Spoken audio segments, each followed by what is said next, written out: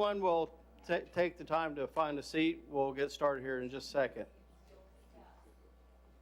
Can you hear me well in the back there? Okay. Looks like we still got quite a few people trying to get in.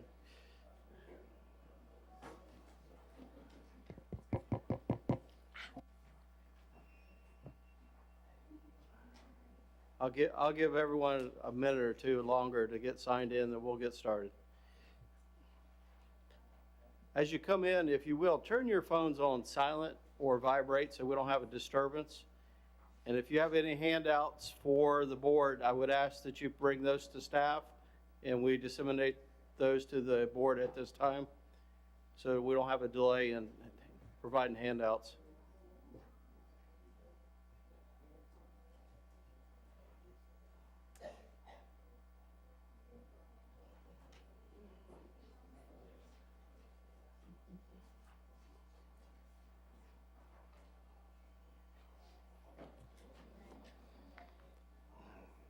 Is there any files you gentlemen wish to see? Any? Okay.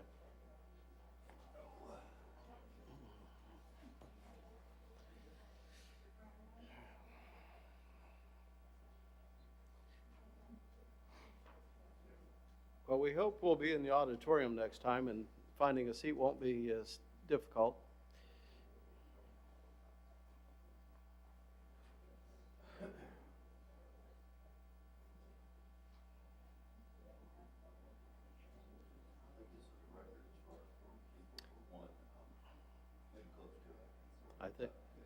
I think so.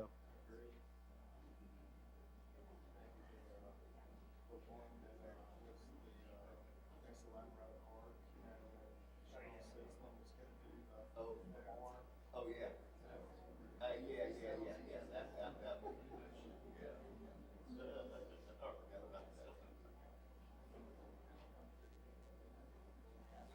Margaret, if we could go ahead and get our secretary to have a seat. Okay, so it's recording? Okay.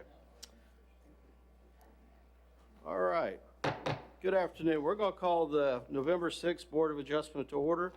First, let me announce all the decisions of the board are considered final. If there's anyone agree by the decision of the board, they can appeal to circuit court within 15 days of the board's decision. And we have a series of rules that I'll cover here shortly, but I first want to start with roll call. Mr. Davis. Here. Mr. Golden. Here. Mr. Metcalf. Here. Mr. Milling. Here. Mr. Carroll. Here. Mr. Morris. Here. And I'm William Guess. All 7 voting members are present. And then we have Mr. Taylor Atchison as supernumerary. In the event somebody recuses themselves or his or herself, and then would be filling in their absence as a voting member. We have all 7 present. It takes 5 to affirm a motion either in support or opposition to a application. With that, we can proceed with the approval of the agenda. Chair will entertain a motion. Move for approval, Mr. Chair. Have a motion to approve. Do I have a second? Second. Have a second? All those in favor say aye. Aye. Anyone opposed? Agenda is adopted as presented. All right, I think this is probably going to be a record for us for maybe 1 or more of these applications. And I think from my understanding, number 8 is the application that we have a large number of you in attendance. If you all raise your hand if you're in attendance for number 8. All right. I'm sure it won't hurt your feelings if we start with number 8. All right. First, let me give you some of the basic rules, just so that we kind of stay on target here. First, as you come to the podium, give your name and address for the record. 4 people can give a statement in support of an application, 4 in opposition. First, we'll start with the applicant and allow that individual to give us a brief as to why we should consider their application. Then we start with those in favor, and then we go to those that may be in opposition. 4 as well. So pick your best 4 is the way I always try to describe it. And if you have questions, or we have questions, we can go longer than the 5 minutes that's allotted to each. but I try to stay, especially a large group, we got to kind of stay on time because we have other applications. And let's see here, if there's anything specific I want to mention. Remind the board to turn your mics on when you make a statement or ask an applicant or those that are providing a statement to explain maybe their comments. Let's see here. I think that's the primary things that I need to cover. All right. So with that, we'll start with number 8. Will the applicant come to the podium, please? Your name and address, sir?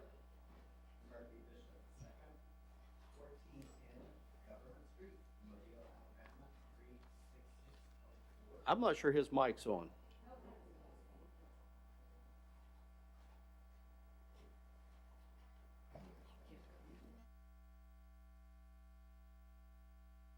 The light's on, so we'll see if it works.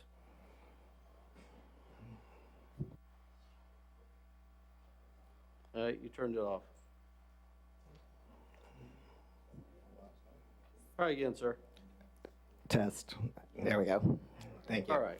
Your name and address again for the record. Murphy Bishop II, 1410 Government Street, Mobile, Alabama, 36604.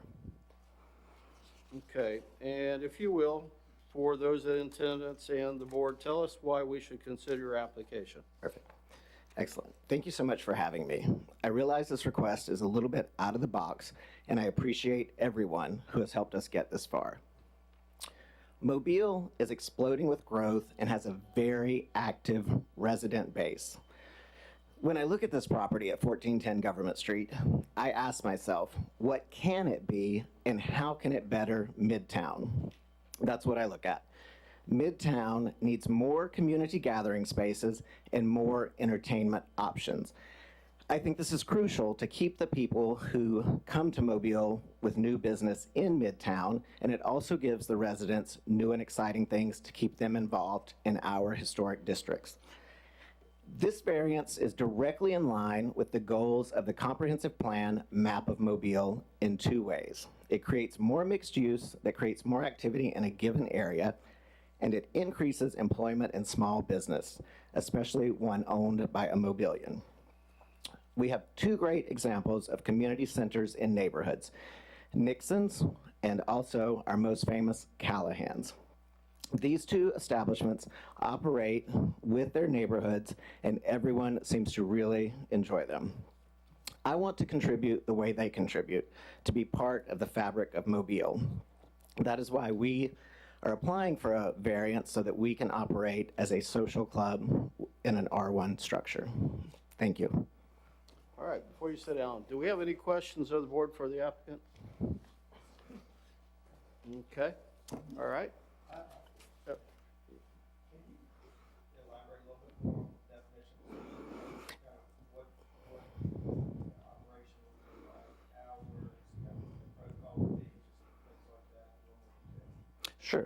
So a social club would be essentially a smaller version of a country club without the golf course, and it would also have a more entry-level membership price, so it would open it up to a wider variety of people. The club will have a full-service restaurant. The club will also have a craft cocktail bar, and the club also will have a pool and an outside yard that can be used for picnics or yoga or things of that nature. The hours would follow those of any other similar type restaurant. Midweek, we would be open from 8 a.m. in the morning until 9 at night. Thursday, Friday, and Saturday, we would be 9 a.m. to 11 p.m. Sunday would be approximately 11 to 8, and Monday, we would be closed. The club is not a discotheque, it's not a nightclub, and it's not a music venue. So it will not be a disturbance to the neighborhood or any of the businesses around.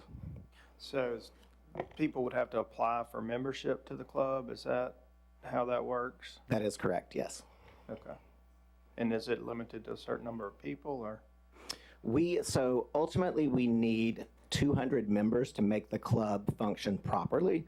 So we would probably cap out somewhere around 250 to 300, as we know all 200 people would not always be active.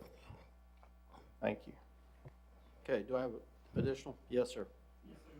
Would the event be available for private functions such as weddings, receptions? It would be available, however, it would have to be directly related to a club member, or those people would have to be willing to purchase memberships, because the goal is to control the influx of people, and we also we just have to control what's happening on the property. So yes, it would be, but they would have to have a personal connection. And would it be limited to a certain occupancy? Yes, it would be. You know that? So the interior occupancy would be 95. Outside, on the lawn, approximately 150, and the pool, about 50. You could have 300 people on site, for example. You could, I think it would be highly unlikely. The property, if you were throwing a wedding, you wouldn't do a large wedding inside on the property because it's a house, so it's not set up for you. 90% of the people would not see the bride. So I don't foresee any events of that size. We're not equipped like the Bragg Mitchell is. So, thank you. Mr. Melling, you had a follow-up question? I was just thinking, as far as a wedding, so you would potentially have bands for that. Is that correct? If you had a wedding reception there would be bands. That is correct, and we would follow the noise ordinances for the city.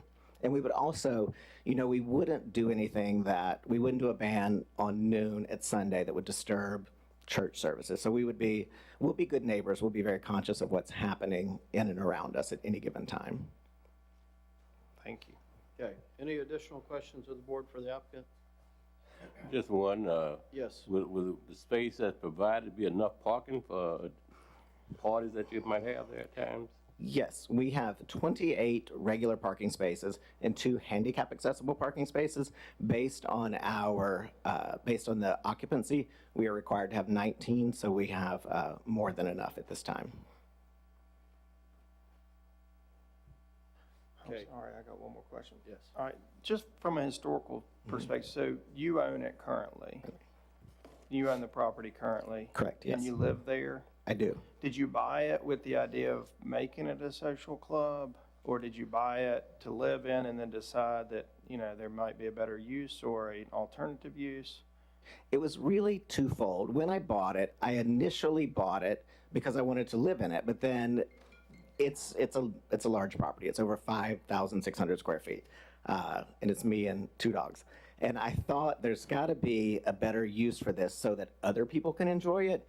We have so many historic homes that line Government Street that the bulk of the population of Mobile will never see the inside of those, and they'll never have the opportunity to. So I feel like if you haven't toured the home, the architecture, everything about it is so incredibly detailed and special that we should be able to share that with people. Thanks. Okay, once again, any other questions of the board? All right, if you'll have a seat. Thank you. All right. 4 individuals that would like to speak in support of the application. Your name and address, sir. Good afternoon. My name is Bill Boswell. I live at 1609 Government Street in the Flo-Claire neighborhood of the Lioncoff Historic District. I am a past president and board member of the Lioncoff Historic District organization, and I am currently the lead advocate of the Government Street Collaborative. As the lead advocate, I work closely with all of the historic districts on matters of common concern in an effort to protect the integrity and the future course of the historic districts. I have spoken before this board on many occasions representing the positions of the historic districts, sometimes in concerned opposition and other times in enthusiastic support.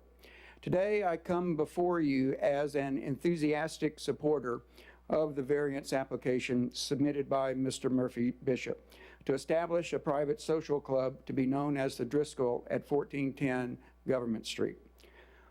Well, why am I and the presidents of Old Dauphin Way and the president of the Lioncoff Historic District and the immediate residents of Lafayette Street and Parker Street behind the Driscoll, supporting the variance and the plans to create the private club, social club. First of all, we would be adamantly opposed to a zoning change to the property's R1 status. Mr. Bishop desires to keep the R1 status as he understands the neighbor's resistance to a zoning change that would permanently allow undesirable uses beyond what he is seeking for his new business endeavor. We all see the Driscoll as an amenity helping to retain residents and attract new residents into the historic neighborhoods.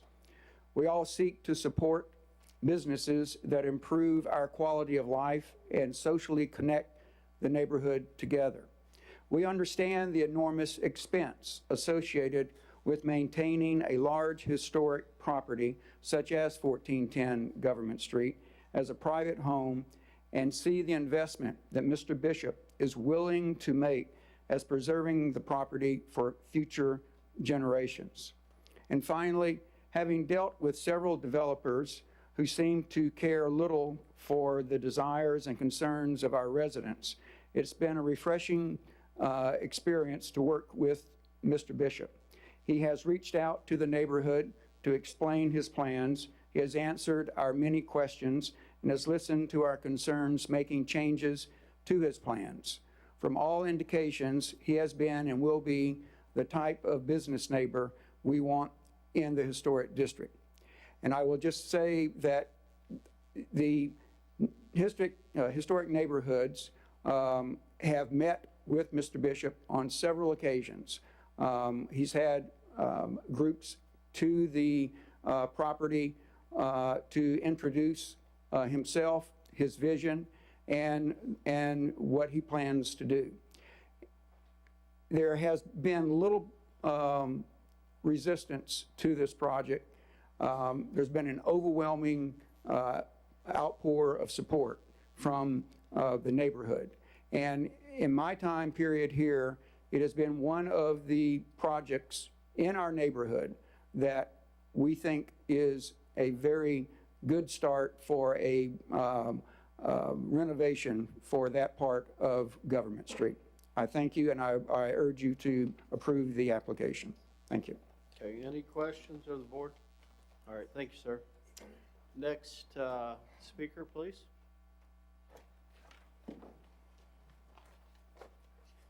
Good afternoon. Your name and address, ma'am? Yes, my name is Lydia Blackwell, and I'm at 1408 Conti Street, 36604, which is directly behind the street of Murphy Bishop and the Driscoll. So my husband and I sit on the front porch all the time with the view of the property and live next door to the extra parking lot. We actually enjoy the energy that the Driscoll and the Betty are giving off in our neighborhood. Excuse me, I'm putting my glasses on.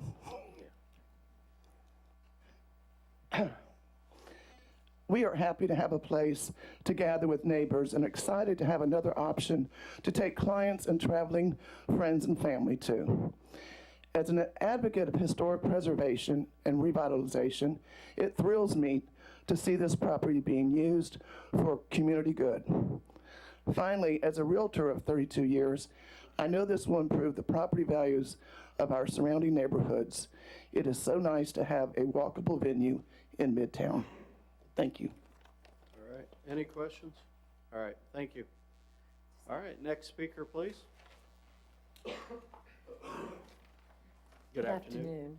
My name is Suzanne Cleveland. I live at 957 Church Street, 36604. I'm a longtime Mobilian, actually a native. Pull the mic a little closer, please. Like that? There you go. Is that too You're screechy? good. No, you're good. I'm a long time resident, and I've watched Mobile grow and change, and somehow we've managed to keep the charm. I really like the concept of the Driscoll Social Club. I've talked to a lot of my neighbors, and I have a group that play mahjong, and they said they would love to go there. You could have a birthday party, a graduation party. In my day, we went to the Cooper Tea Room for graduation parties and after rehearsal parties, which none of y'all were born then, I'm sure. And 47 years ago, I moved into Oakley in my house on Church Street. And Callahan's closed right after that and then reopened. And when it reopened, it became the gathering place. In fact, my book club used to meet in the back room around the pool table. And then on another night, a bunch of gentlemen, I use that word advisedly, would meet and play some kind of card game back there. But it has changed a lot over the years, as you know, but it is still a gathering place. And I personally look forward to some place like the Driscoll, where we can go and gather just like we do at Callahan's. Callahan's may have a little different attitude or edge to it, but we can swim, we can visit, we can have a drink, we can have a meeting, we can meet a friend, or I would just like to go sit in a pretty house that's not mine and have a cup of coffee every now and then. So, thank you very much. Okay, any questions? All right, I think we have, that's 4? Okay. Yeah. Ryan Reed, 2910 Cottage Hill Road. I have lived in the Mobile area since '92, originally from Canada. So I'm a transplant, but Mobile's my home. So anyways, I went to South Alabama. I've been an insurance agent since 2003, so I've been and around and also a business owner as well. I'm here to show support for Murphy Bishop. This past summer, I actually had the pleasure to visit the pool area and actually peruse the inside. And the rich history and tasteful decor on the inside is just a fantastic place to bring family, friends, clients even. Midtown needs more options for locals to enjoy and relax in a judgment-free area. So, let's see here. I'm losing my eyesight too. Must have been my birthday. Midtown needs, a relaxed area. I fully support Murphy Bishop, the Driscoll, and the social club concept. So I urge the board to approve the variance and, move forward with the future of Mobile. Thank you. All right, thank you. Any questions? All right. Do we have anyone here today in opposition to the application? All right. Do we have any written comments in opposition? We have a couple, and the board has a copy of those. You received a copy of those via email last week. Okay. Margaret, I'm sorry. Yes. I looked at them, it looked like they were maybe 5 that were in opposition, and maybe like 53 in support. In total, we received 118 comments of support and 2 comments of opposition.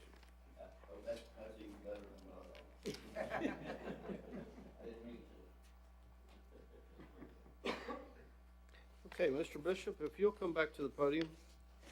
The staff had some items that they had referenced in the review, one of which was the dumpster. Have you come up with a plan for that? Yes, in the review, it asked if we were having a dumpster or if we would do cans by the street, and we will do cans by the street. I met with Waste Management. They cannot get their trucks onto the property because of the power lines, so we would like the alternative of cans at the street. Okay, and then the access to the parking lot, the Yes, 24-foot width? we will widen that.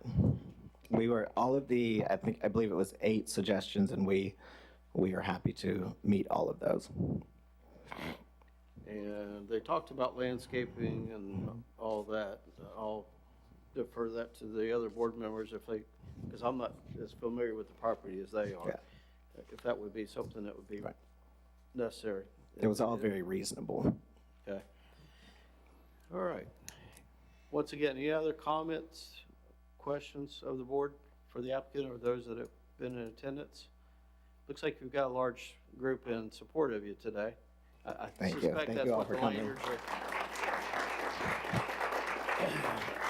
You usually don't see that much support. It's usually a lot more Yeah. people in opposition. So that's refreshing today not to have that to overcome. All right. With that, that'll conclude our public hearing on this application. Questions of the board, comments? Mr. Chairman, Yes. just have a couple of comments, and they're from two different perspectives. One is from a board member, and the other is a stakeholder in the neighborhood. It means I live walking distance from it. So from both of those perspectives, I think that the idea of it, the plan, and the applicant's diligent efforts to do things right. I have spent a couple Saturdays at the pool. That's a wonderful thing.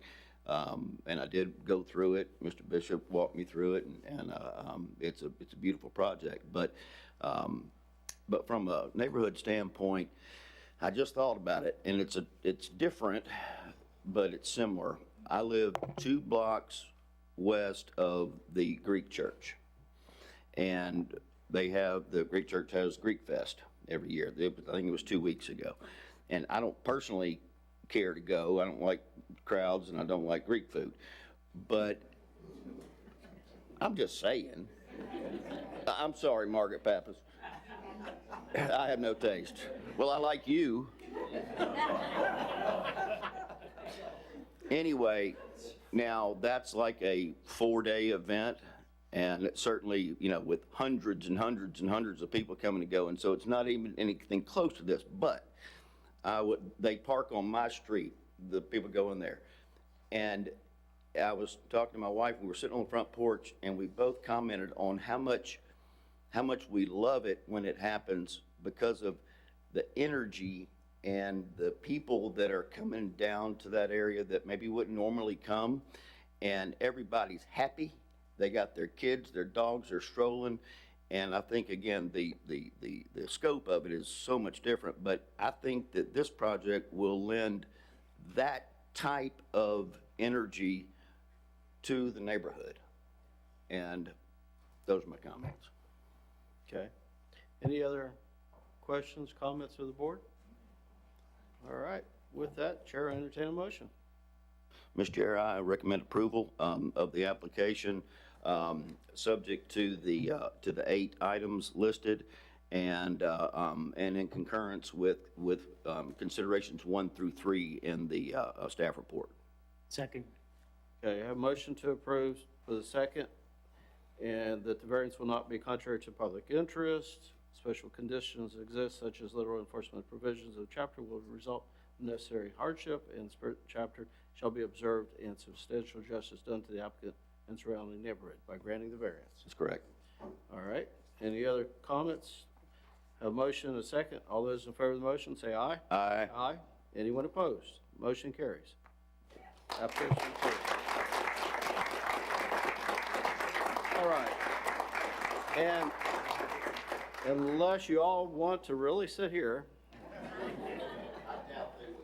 I'll give you a minute or so to depart, and we'll allow applicant for 6109 House Ferry Road, Claude and Melody Hall. If you want to come to the podium, we'll, yeah. Sorry, guys, 1 second. Here we go. Yeah.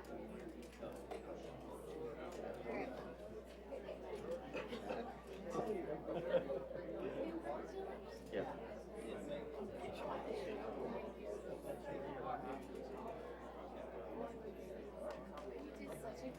Yeah, I remember. Yeah.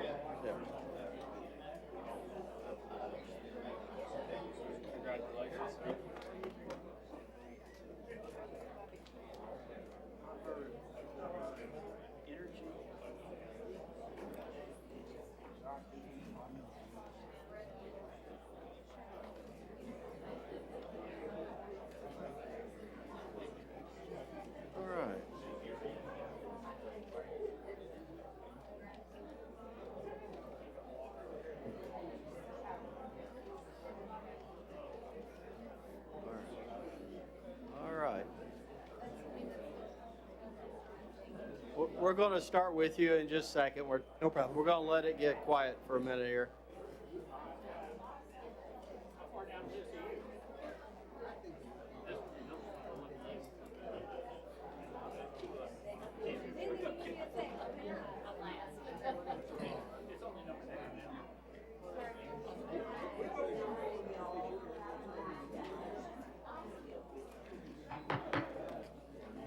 Excuse me, everyone in the back, if you could close the door. I think Matt's going to do it for us.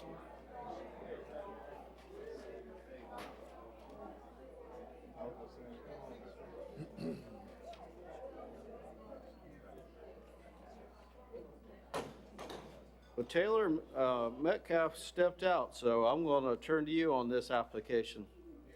All right? So we have still seven members to vote in support of the app or in opposition. So we'll proceed. Your name and address? My name is Claude Hall. This is my wife, Melody Hall. We reside at 812 Brighton Place, 36693. Okay. And if you'll tell the board why we should consider your application? Okay.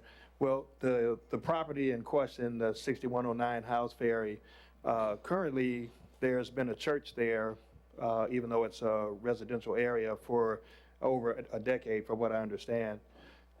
We're looking to acquire the property because we wanted to expand daycare business that we're running just a few blocks down at 6215 Overlook at St. John's United Methodist Church.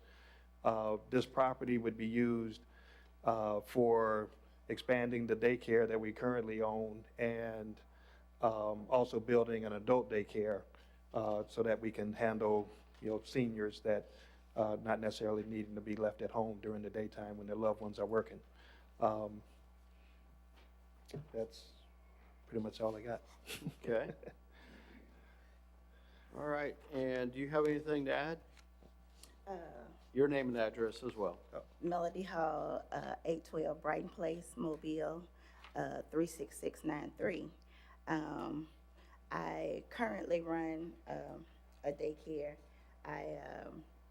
I've always had a dream of, as a child, my great-grandmother used to take me to adult daycare with her during the day. So I have, all of my children are grown, and I love nurturing children. I thought what would be better than to have a property where the senior care could nurture the younger and the younger nurture the older. It's the dream that I have. We're trying to carry this dream out at this facility. It's my dream. Okay. Just out of curiosity, how many do you anticipate having in each of the daycares? The occupancy? Well, well, we look to, the new place, we look to have about 100 in attendance between the ages of 6 to, I think we go up to 16. About half of that is like after-school kids. The other 50 would be, during the daytime there. Okay, what about the adult care, daycare function? Well, if everything goes good, maybe closer to about 80 80 adults. That's our goal for how many we can handle. Now, to be somewhere in the middle or less. Okay. One last question for me is, why this property? Why do you think this property is the right fit for what you're wanting to do? Well, one reason is it's nearby where our current daycare is being held. Like I said, it's down the street on Overlook. And there's quite a bit of land available for, putting some additional buildings there and, having people come to that location. Okay. Any questions of the board? Yeah, Mr. Chair. Mr. Metcalf?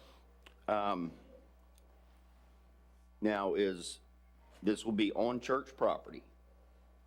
Yeah, well, it's a 10-acre piece of land, and there is a church there. Yeah. Well, then the answer is yes. Okay. Now, will this business be affiliated with the church?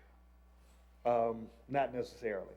Okay, because if it were, if it were a function of the church, you wouldn't even have to be here.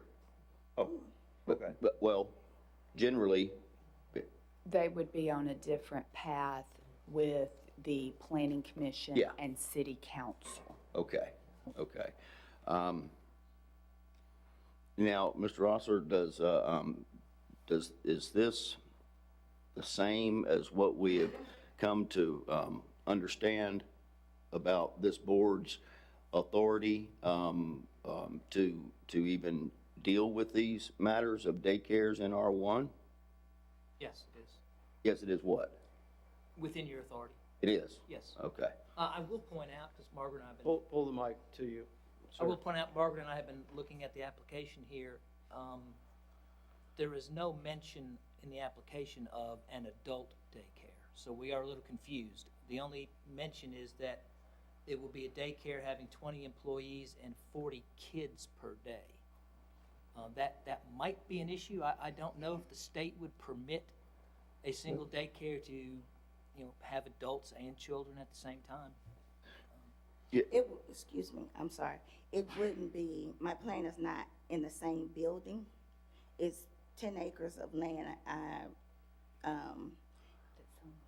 Come closer to the mic so that we can really hear you. I said they wouldn't be in the same building. I understand the issue, but the children would have their own facility. It's 10 acres of land. So I wouldn't have to have them together. Okay. All right, Mr. Chair? Yes. And Margaret, if the application specifically says for children, then we can't approve something that's not in the application, which would be the adult part. They'd have to come back for that, I think. Agreed. Okay. Do you understand that, ma'am and sir? Yep. Okay. Okay. Or hold this over and amend it. Re-advertise. Or hold this over and let them amend this application. It would have to be Well, advertised. Let me ask a couple questions. First of all, in their application, did they list the number of proposed children? It was 40 kids per day, Okay, paragraph so 2. you see your application's already putting restrictions on you for Yeah. us to consider today. Okay. So, do you want to come back at a later time and try to kind of amend it, maybe clarify some of these things, or you want us to consider what you have today? Well, since we're here, let's just consider what we have today, and then if nothing Which else. is the we'll- 40. Yes. And the 20, kids. It's strictly children. It's not adult daycare. I understand. Okay. We'll submit it. Yeah, and you may want to do this in phases anyway. Yeah. Okay, all right, so we'll proceed with that understanding. All right, any other questions of the board for the applicant? I have Mr. one Morris? question. How many students do you presently have in your daycare? We have close to 100, just a little, 105. Okay. Okay, any additional questions? Just clarification, the church is no longer operating, correct? It- So y'all would be operating, the sole operator of this property is a daycare? Yes. Okay, Yeah. thanks. Oh, yeah. Okay, all right. Anyone in the audience that would like to speak in favor of the application that's here? All right, if you'll have a seat. Do we have anyone in opposition that's in attendance today? Okay, we did receive, I think, one public comment. And that was in opposition? Correct. Okay. How long has this property been in the city? Is it, that particular area's been for some time? Yes, sir. Okay. You do have another application that is within the recently annexed area on this agenda, but it's not agenda item number 1. Okay. If I can ask a quick question to staff, I read in the site history that there was a planning approval and a PUD approved in 2001, Correct. and that PUD is what we're seeing these proposed buildings. Is that It'll be a major if approved, it is a major modification, and that PUD will have to go through the major modification process, both to the Planning Commission and the City Council. This board cannot waive that requirement. so? They could proceed with using the existing church building and parking lot as built, but any changes to the site would, outside of that approved PUD, would trigger Correct. the Planning Commission and City Council. Correct. Okay, thank you. Okay. Adam, you stepped out at the time we started this, so I called on Taylor to cover a supernumerary. So if that's all right with you, I'm gonna proceed with that as planned. All right, any other comments or questions of the board? I have a comment, just. Yes, Mr. Golden. So with this being a R1 zoned piece of property and we're about to allow a daycare, or possibly, I think that creates a conflict later as far as the standard that we're gonna be held to. And I'm curious if anybody has any comments. My quick comment to that would be the size of this parcel of land. The other option, if R1, would be a large residential development, and I don't think we should probably make it a rule not to allow daycares amongst a lot of R1 housing, because I mean that's exactly what a ton of R1 housing needs, is a close daycare to keep people from driving long distances to get childcare. I think it's a good project. I think because of the specifics of this piece of land, it could be considered. Okay, we only had, what, one comment in opposition? Correct.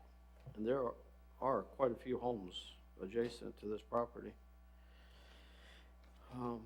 How long if you'll come back to the podium, how long have you had your other daycare? Since late 2016. Okay, so 7 years, 7 years, I guess.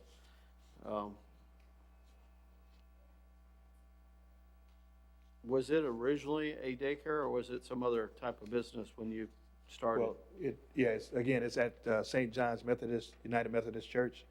So it was a functioning church, and they had this facility that it turns out it used to be a daycare some time ago before we knew it. We just asked if we could rent it out and turn it into a daycare, and so they allowed that back at that time. Okay. All right, well, thank you. Once again, any other questions of the board? Yes, Are you gonna maintain that facility, or are you moving?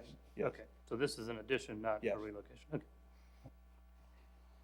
Mr. Chairman, yes. I think Mr. Atkinson made a valid point as it relates to this location and the need for that community. We're dealing with a lot of issues now as it relates to child care and the workforce. And that area is heavily populated, and it has been on the market, I think, for a long time, trying to sell it. For them to come in and be able to do something useful in that area and for the people, I think it comes with merit. Okay, thank you. Any other comments? Yeah, we've concluded the public hearing on your statements. I have to call it at this point. All right, you can have a seat. Okay, any other questions, comments of the board? All right, with that, Chair, entertain a motion. I motion to approve. Second. Have a motion to approve, a second. Any further discussion? All those in favor of the motion say aye. Aye. Anyone opposed? Okay, I have 1 opposed, 6 in support of the application. Motion carries. Good luck to you. All right, we'll go to the next application, which is 6551 regarding yes, sir. You okay? Okay. All right. Taylor, if you will, we're going to have you continue in Mr. Metcalf's absence. We appreciate your time today. Application 6551 regarding 3250 Graham Road North. The application, come to the podium, please. Tanya Garman? Yes, ma'am. Good afternoon. Your name and address, please. It's Tanya Gorman, 3250 Graham Road North. All right. And if you will, tell the board why we should consider your application. Well, I moved on Graham Road a little less than 2 years ago. And I liked it because of the property. I had always wanted to put a barber shop at my home. So there I had enough area and room to do it. So I went and purchased the building, but we had an annexation. And I was in the county, but once we got annexed, I found I fell under a different set of rules dealing with the county with the annexation. So they told me I was not able to operate in the building once we got annexed to the city. So I'm here today trying to see if y'all would allow the variance where I can operate a barbershop. I only have about 12 to 20 clients a week, maybe. I don't have a very high traffic flow. They turn right off the main street onto my property, and I have more than enough room for clients to park. And it's never more than 2, if 3 cars at a time with the clients. And I'm open during regular business hours, Tuesday through Saturday from 6:30, 6, and on Saturdays I work from 5 a.m. to 12. Okay. First of all, how long have you owned the property? We've been there a little less than 2 years. Okay, so you purchased the property before the annexation? I did. Okay.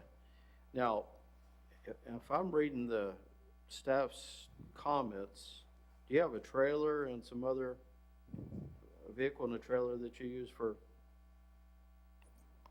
advertising of the business, or? Oh, somehow I got on the wrong one. I apologize.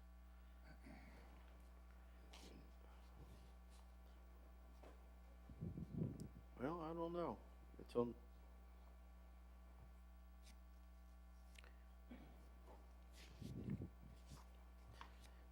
All right, well, while I'm checking out my notes, does anyone on the board have any questions for the applicant? Mr. Chairman, what you may be thinking of is in the staff report on page 4, you have 7 conditions under which a home occupation is allowed That's what I was without any referring to. additional Yes, I had approvals. misread the information. Yeah. Okay, thank you for the clarification. So do you currently have a business somewhere that you're working from? You were saying do you have any existing hours and clients? Or have you been operating the business at this facility? Yes. Okay. So this was existing business prior to the annexation? Yes. Okay, well, that makes it. But not at this property, Not at this property. right? Or is it? No comments from the audience, please. Ms. Carmen, so where have you been operating your service? From my home, from my building.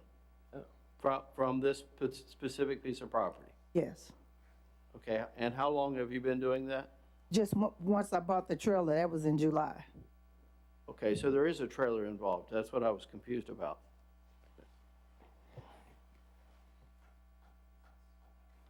Okay. Well, a portable structure, not necessarily a trailer. Okay, a separate structure. Yes. Okay. All right, once again, any questions of the board for the applicant? I do. Mr. Morris, please. Well, Go ahead. while you're up here, I got a question for staff, because we may need some clarification. If this business was in working condition when there was no zoning, when it was in county, and then it gets moved to city property, how are we treating issues like that? If it was operating with a business license, we could grant legal nonconforming. We Okay. did not have a business license at this location. Additionally, in terms of the description of the building, the applicant uses a term the use of the lofted cabin, but then their site plan submitted shows it as a mother-in-law suite. But this is the structure in question, which is within the setback and then is not compliant with home occupation standards in an R1 district.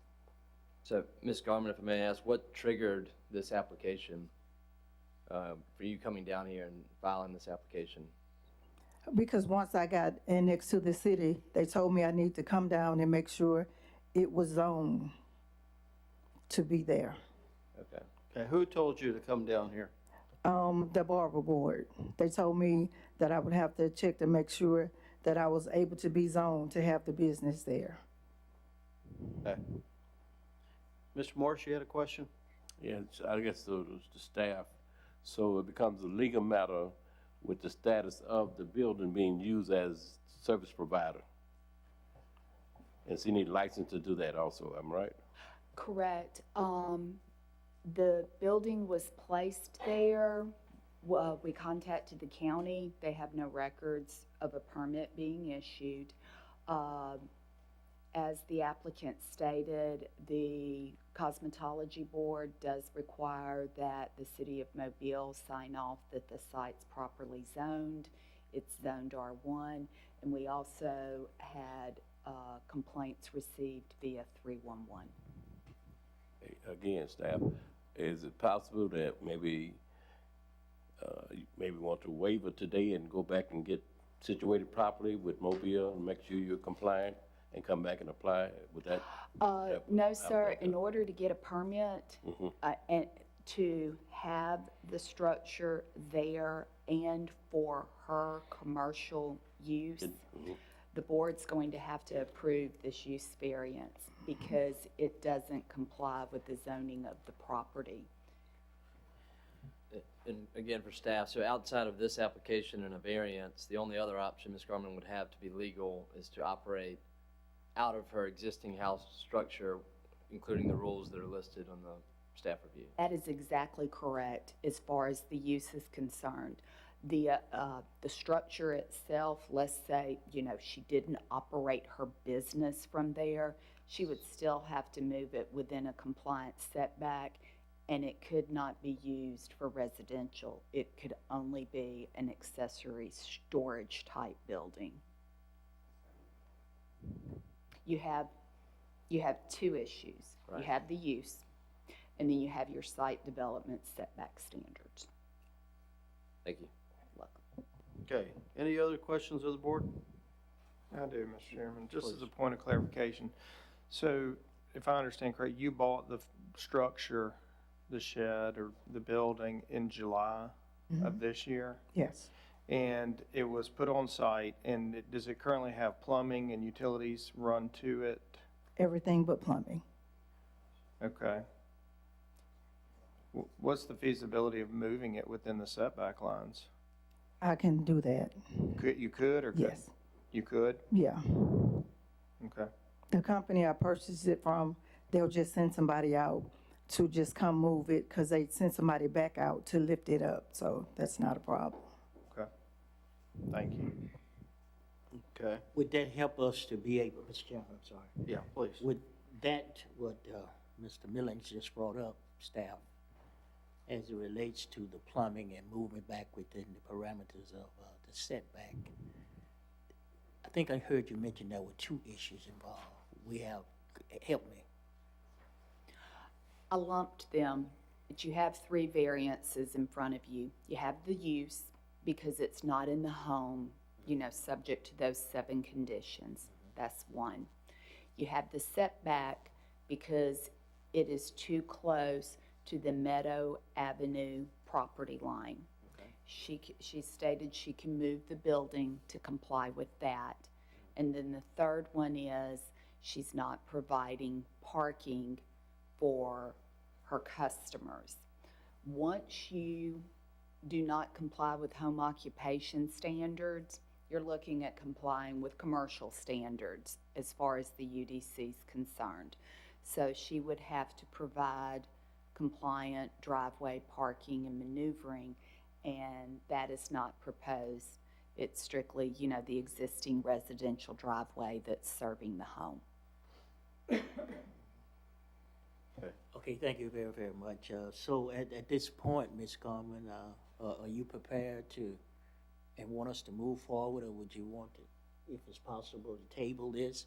I think, I heard at one point we had to dispose of it one way or the other today. Is that correct? Will can she table this until such time as she can come up to where she needs to be in standards? Well, I mean, if she complies with the zoning ordinance, the variance request would become moot, you know. But if she wants to request a holdover and work with staff on moving her operation within the home in compliance with those standards, and then moving the structure into a compliant setback, we'll be more than happy, you know, to work with her on that, but also making sure she understands, you know, all the repercussions of that. So you could hold it up over till the December or January meeting, you know, depending on how long it took to work through that. Thank you. Okay. You have the option, as Mr. Davis is describing, to ask the board to hold this over, to allow you to work through some of these issues. It might make your situation better. Before we proceed, do you wish to do that, or do you want us to go ahead and call for a vote as we complete the public hearing and the statements? I guess we can hold it over and I can fix whatever I need to fix. Okay. Now, we probably have some people in the audience that was here to make statements, so I'm going to proceed with allowing them to make their statements, but you're saying you wish to hold it over for 30 to 60 days? I can. Okay. All right. Well, if you'll have a seat, we'll have that discussion after we hear the public comments. So do we have anyone in the audience that was in support of the application? Do we have anyone here in opposition today that would like to make a statement? Okay. Yes, sir. Your name and address, please. Anthony Hey, Pritchett. pull the mic up. You're one of those that needs it taller. Yeah, there you go. There you go. Anthony Pritchett, Murray, resident at 6697 Meadow Avenue. And I sold it.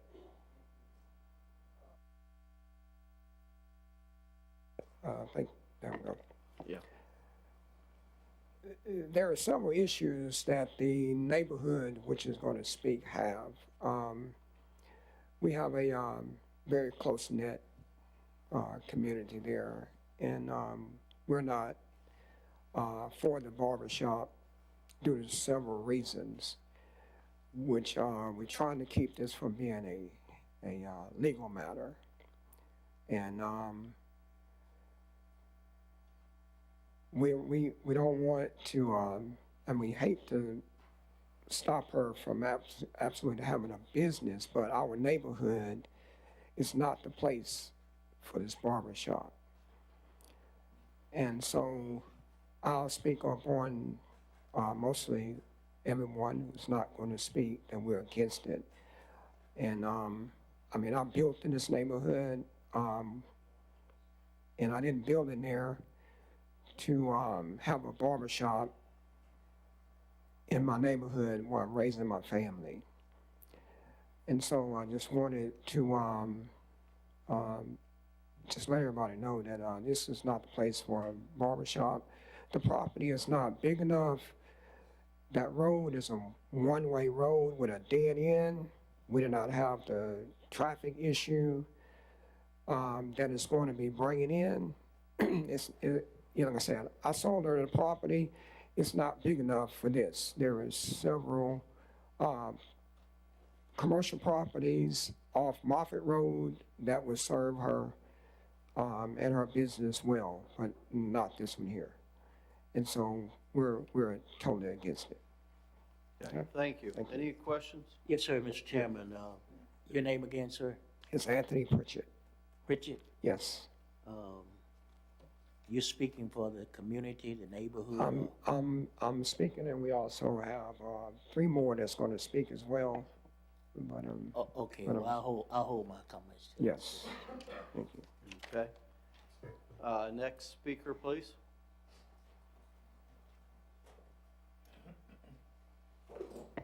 My name's Virginia Mayo, and I live at 3230 Graham Road. I've been there 17 years, and as the previous speaker said, it is a tight-knit community. I have children, grandchildren, great-grandchildren that are there quite a bit, and the additional traffic and the fact that a business in our neighborhood would decrease the property of the value of our property just doesn't seem right. I don't want to deny anybody the right to make a living for themselves, but I just don't think that this is the right location for a barber shop. Thank you. Any questions? All right, thank you. Next speaker, please.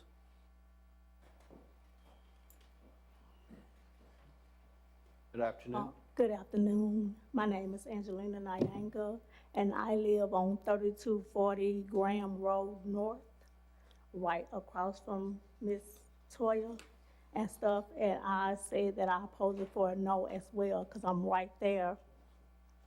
And I'm agreeing with Mr. Tony, and she's the other lady that just spoke. She's my next door neighbor as well. And I just moved into the neighborhood about 2 years ago. We just bought a house there, and the reason why I was moving out to the county is for peace and my kids. Okay. So, All right, any questions of the board? All right, we have room for one more speaker. Time?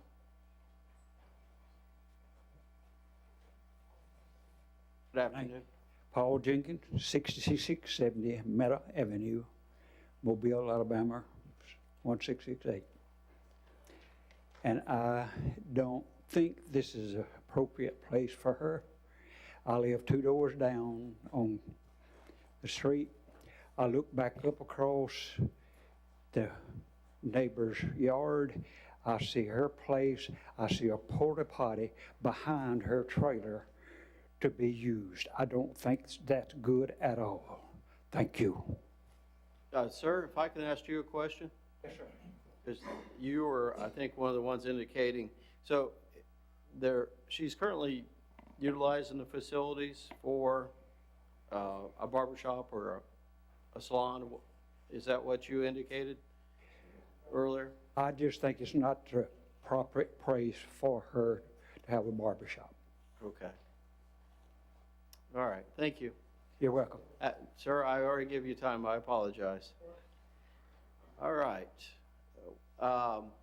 Would you like to come up to the podium to dispute anything or to respond?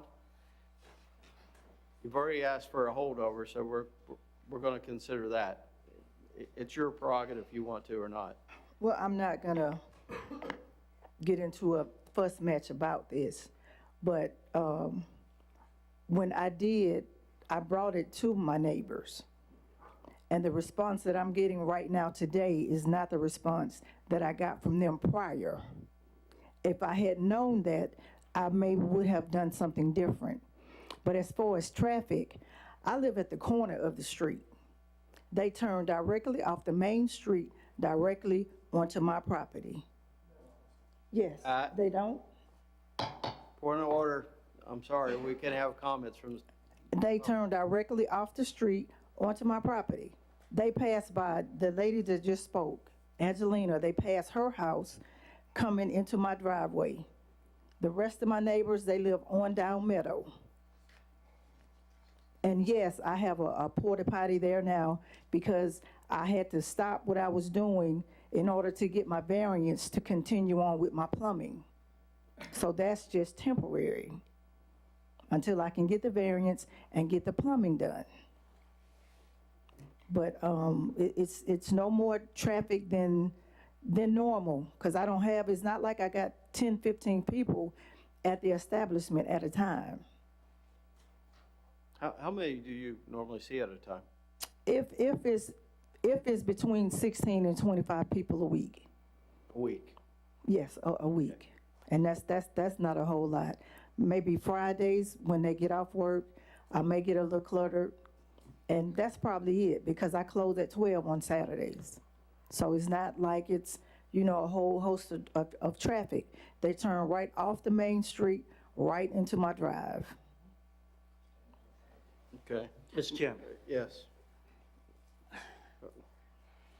Well, let me make a comment before we have any other statements. Okay, Ms. Garman, you were asking for a holdover, is that true or not? Yes. Okay, with that, because we'll be back here again in 30 or 60 days to hear this. If you gentlemen want to make a statement, we can proceed, but I yes. just want to say, does a holdover make sense? If we could approve or deny it and say we approved, we could then make the compliance a condition of approval. But I don't want to hold her over, let her do the work, and then deny it. Well, I think she needs to sort out what's expected as far as parking and everything else. I agree, though. I mean, I don't want her to go through the work and then something happens. The only reason I could see there being a need to hold over is if the applicant changes her request. And that is moving the structure outside of the setback, illustrating compliant parking. And then if the operation moved into the dwelling, then you have no reason to be here. So the board would have no action to take. But the only reason to hold it over is if the applicant proposes to change something about her application, and I'm not sure what that is. So so even if she just moved it inside the setback, that would change the application because it changes where everything's sitting that we're looking at and voting on. It would just take the setback variance off the table. You'd still have use and parking needed. But that would be, we couldn't say compliant as in move it inside the setback. Yes, you can. Okay. You can. What you would do is if the board went that route, you would be approving the use, you'd be approving the parking, and you would be denying the setback, requiring it be moved to a compliant setback location. All right. Okay. I just don't want her to move it and then deny the use. So that's... Correct. If she's going to change her application, it needs to be the documents she submitted and her site plan. She does not need to make any changes in the field until the board's taken an action. Do you follow that? Not all the way.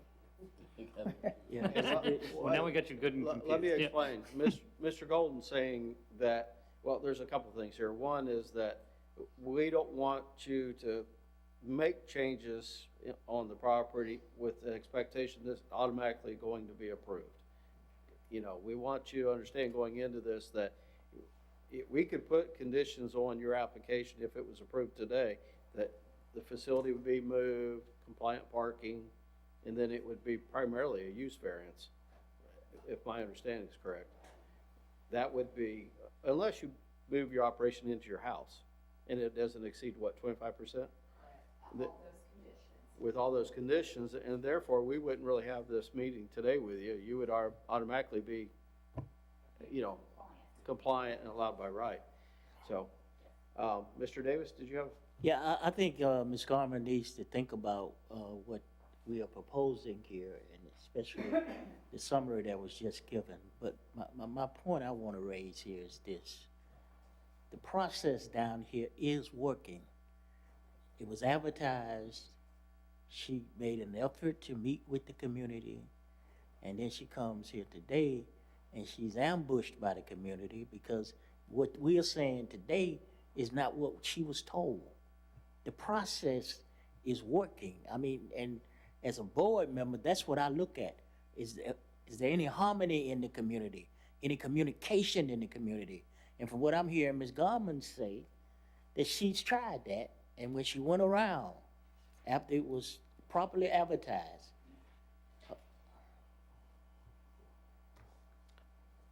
All right. No. I see heads shaking back there. I made my point. All right. I made my point. Do we have any other questions or comments aboard, Mr. Morris? Just have one, and I think that go with staff and her. So you still gonna have to have a cosmetology license, though, am I right? Barber's license to operate? Yes, I mean, that board is completely separate from anything that the action this board takes. We, in planning and zoning, are simply, they have a form that any cosmetologist or barber brings to us for us to approve that they are compliant with zoning. The other thing I want to bring up is if the board is going to hold this over, staff would need any revised plans due to advertising and so forth and review by Monday, November 13th, a week from today, to be at the December 4th meeting. Otherwise, we're looking at January 8th. Okay. Any other questions of the board? Ms. Garman, I still defer to you. What would you like the board to do? You want us to hold this over, vote for a holdover to give you time? Or do you want, because you have other options. You could maybe expand your house and add it, utilize your home for this. You know, there's other options. Or you could find a different location or come back to the board and ask for the variance for the secondary structure. So it's really in your, it's up to you as to how you wish for us to proceed. Do you wish for a holdover, or do you want us to vote today? Sir, we can't have any more comments. We've closed out the public hearing on it. Sir? Excuse me, Ms. Gorman? I don't know. I have a question for the board. Yeah. Have we ever allowed for a secondary structure to be allowed for commercial use? I think it's been a long time ago, and I don't know it was for this particular type of, I think it was like woodworking or some other type of service. I can't come up with an approval right offhand, but I know in the past couple of months, you've denied the commissary over near Grant Street to be in a secondary structure. So, I think it's, Ms. Carmen, how do you wish? You wish for us to vote to Yeah, call I for guess, hold yeah. over? Yep, you can vote. I think, I don't know. Vote for your application or vote for a holdover? I hate to put pressure on you, but Application, I guess. Are you willing to move the structure, your business inside your home? That will be my last resort. okay. So you wish for us to go ahead and continue with our vote today? Mr. Chairman, I'm not really sure if the applicant understands where we are right now. You have 6 months if we vote to deny to come back, if that's correct, right? That's correct. If this application's denied, the applicant will have to wait 6 months to reapply.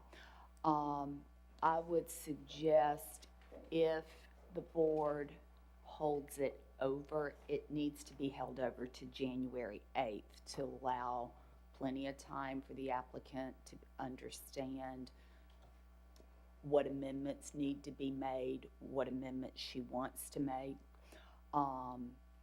Just because a week's not, I don't think, long enough to make the necessary changes to the plan. So I would say this. It's either a holdover to January 8th or the board votes today. Okay. Mr. Davis, does that address your concerns? As long as Ms. Garman understands, my concern is her now at this point, because a lot of things have been thrown at her. Here's the thing. She was just annexed into the city of Mobile, and this was not an issue before annexation. So now she's having to navigate through all of these changes that are beyond her control. And I would rather her have time to think about and staff explain to her where we are with this, because all of this is a whirlwind for her. So I'm trying to work with you, Ms. Carmen. I think you deserve the benefit of the doubt. and have time to think about, make rational decisions about where you are. If I can remember, the last vote that I can remember dealing with annexation, I think it was out northern Theodore, where I think it was a venue or he was using to have concerts. I think the councilman and the chief was here. And we approved it due to the annexation caused the hardship. Is that the one on Three Notch? I think he's referring to. Yeah, yeah. Yeah, well, I can't remember, but I know he was having concerts, and it was a parking. That was down in the Theodore annexed area, yes. So that was the last vote that we did dealing with we've had, annexation. prior to your time, we've had a lot of annexation votes, and a lot of it was to do more regarding signage and requests for variances that they had pre-existing.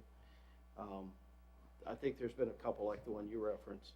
All right, I'd like to either call for a vote for a holdover or for us to consider your application. It's your Holdover. Okay, all right. So the applicant's willing to have this held over to give her time to work through some of the details. Staff will help you with that.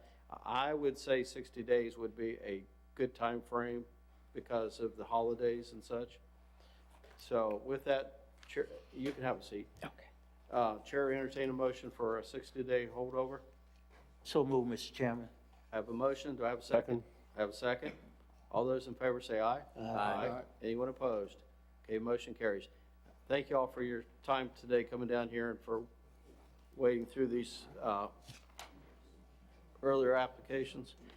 All right, let's go to 5535, 5575 US Highway 90 West, Quick Trip. Mr. Chairman? Yes.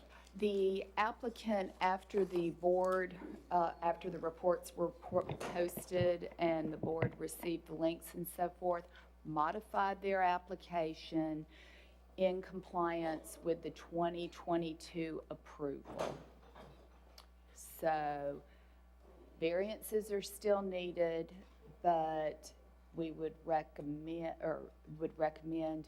if approved, it be subject to the same conditions previously associated. Okay. And we have, well, here we go.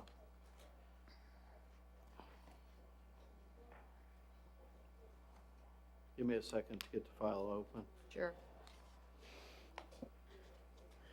so I can see the previous, here they are. The July 2022? Okay. All right, your name and address for the record, sir. Good afternoon, David Bodsey. This is regards to 5535 US 90, Quick Trip. Okay, and as Margaret stated, you're willing to modify your application to allow the 7 signs total, with one being? 6. 6. Correct. Well, it says on here the July 22 was 7.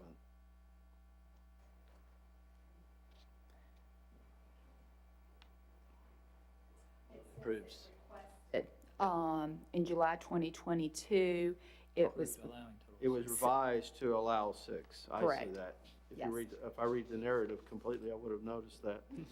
And with canopy signs not to extend above or below the canopy, no logo on the scale signage and the exit signs along, how do you say that word, Coman Road? Coman? With scale signage no more than 20 feet, 2 temporary signs as submitted, 1 high-rise, maximum 100 feet. And it was pretty much similar to the 2021 approval. All right, so you're in agreement with that Yes, sir.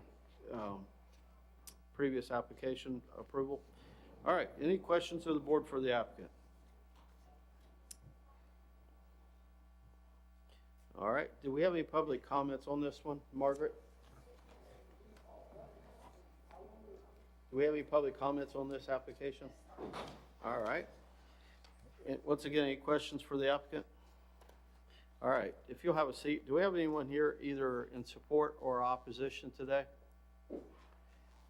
Okay, we have none for the record.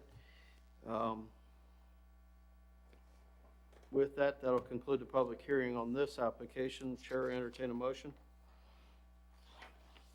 To approve. Subject to the conditions that were Subject to approved by conditions. the July 2022. Yes, up to condition Board. by July 22. Okay. And, all right, with that, Chair, entertain a motion. All those in favor, say aye. Aye. Anyone opposed? Motion carries. All right, thanks, sir. Thank you. All right, we're on application 6553 regarding north side of St. Francis Street and east of North Claiborne Street. Name and address, sir. Howdy, I'm Nick Kruger. I live at 306 St. Francis Street, 36602, right downtown. So this application is to do a main portion of it is for the setback variance. We're in the T51 district. So the home we purchased in 2018 contains 2 parcels that you'll see here. The main one, our main home, sits at 306 St. Francis Street. We reconverted that from an old law firm that Eddie Hawkins had in 2019 into our home now. We continue to utilize our empty lot directly adjacent to us that's connected to our property as our parking and driveway. So we wanted to continue to improve upon the downtown area and build a garage and a second-story apartment up above it, and continue to utilize the front end of that parking space, which is why we need to further set back than the 12 feet that's required in the district to set it back to 32 feet. So we have adequate parking for not only ourselves but our guests, and then our being able to pull in with larger vehicles, because if we put it at 12 feet back, you couldn't pull anything in there. And then the back of the property actually has a easement that would allow for somebody to come from Claiborne to utilize that apartment space as additional parking for a tenant. Okay. Any questions of the board for the applicant? I have a question for staff. If this was one parcel, including the residential structure, would there be a need for a variance request? So the answer to that is probably no. The frontage type would not be an issue if this were combined with one property with the main residence. The setback wouldn't be an issue for an accessory structure as long as it's behind the facade of the primary structure. It would have sufficient width to have the curb cut to St. Francis Street as well, and the frontage type would not be an issue on an accessory structure as well. So a one-lot subdivision would be a way to make this proposed development compliant. So we did we did a pre-development meeting with the team, and they recommended that we go ahead and file this, keeping the parcels separate as a single-family residence to build on it versus doing an accessory dwelling on the property. So unless I missed anything. Okay, do I have any other questions? Do you know why that would be? I'd have to default to Steve. I don't know if you know anything else. I did not attend the pre-development meeting. I believe I was out of the office on that date, so I can't speak for that. That was just their recommendation. They said it was going to be easier to go along with the setback variances versus an accessory dwelling variance on the property. I think my point of if they were subdivided as one lot, would they be under any of these restrictions wasn't necessarily to suggest that you do that, because I see the value of keeping them separate. But just by that little bit of paperwork, the code allows for all the things you're asking for, and the properties are going to be in concert in the way they're proposed. If this was a standalone and you didn't own the adjacent property, I could see a little more pushback, but because of that being allowed, if it were part of that property, I think it's a reasonable request. All right. Any additional questions of the board? Okay, do we have any public comments on this? We received one letter of support. Okay. All right, sir, if you have a seat, do we have anyone either in support or opposition to the application today? All right, that concludes our public hearing on the application. So if this was one lot, it would be, we wouldn't be having this discussion. But because it's two separate lots, we're having to. This went before the CRC, the site, but it was for a completely different proposal.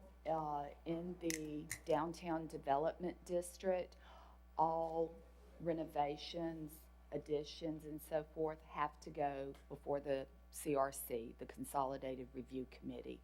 The purpose of that committee is to review for DDD, Downtown Development District compliance. The application has since changed, obviously, and the CRC has not met to review this application. So I go back to Mr. Atchison's, I'm not sure where the guidance came from to not file a subdivision. Has it been submitted to the CRC, this new plan? No. Okay, and the CRC will be reacting not only to the rules of the DDD, but in light of whatever variances are approved here. Exactly. Okay, thank you. Okay. Any other questions? Comments? All right.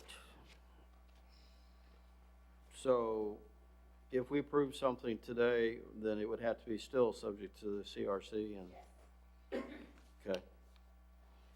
All right. Well, Chair, entertain a motion. I'll move to approve, subject to submitting your application to the CRC and the eventual CRC approval. Second. A motion with a second. Any further discussion?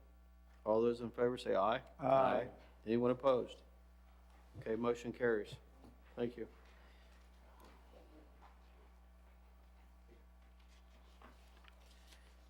All right, we are on application 6554, 6413, 6362.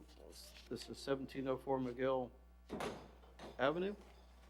If the applicant will come to the podium, please.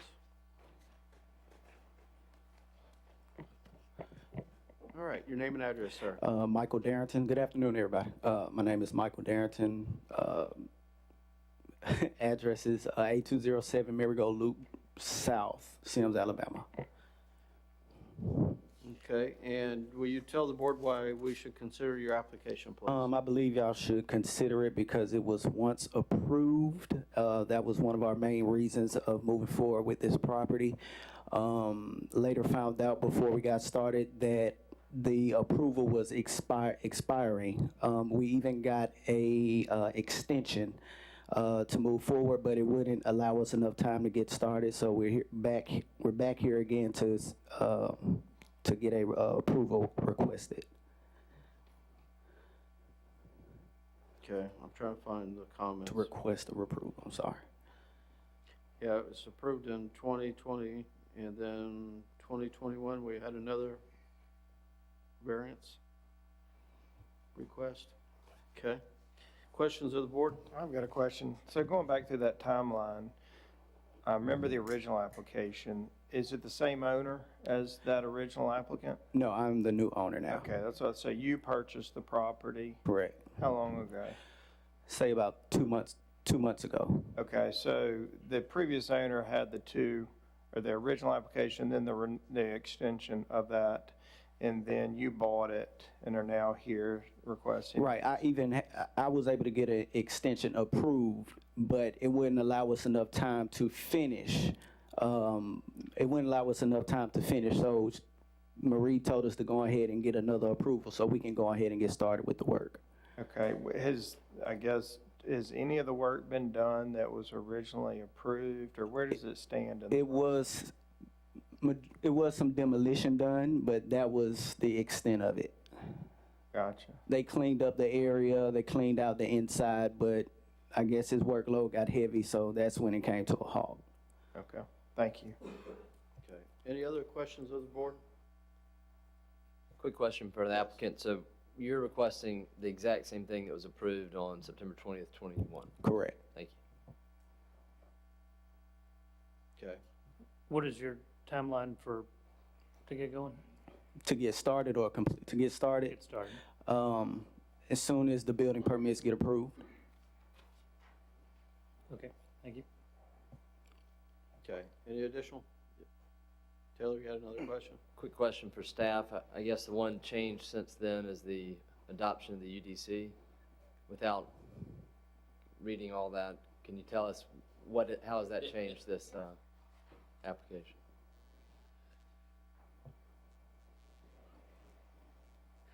Basically, the board approved 2 variances at 2 different meetings.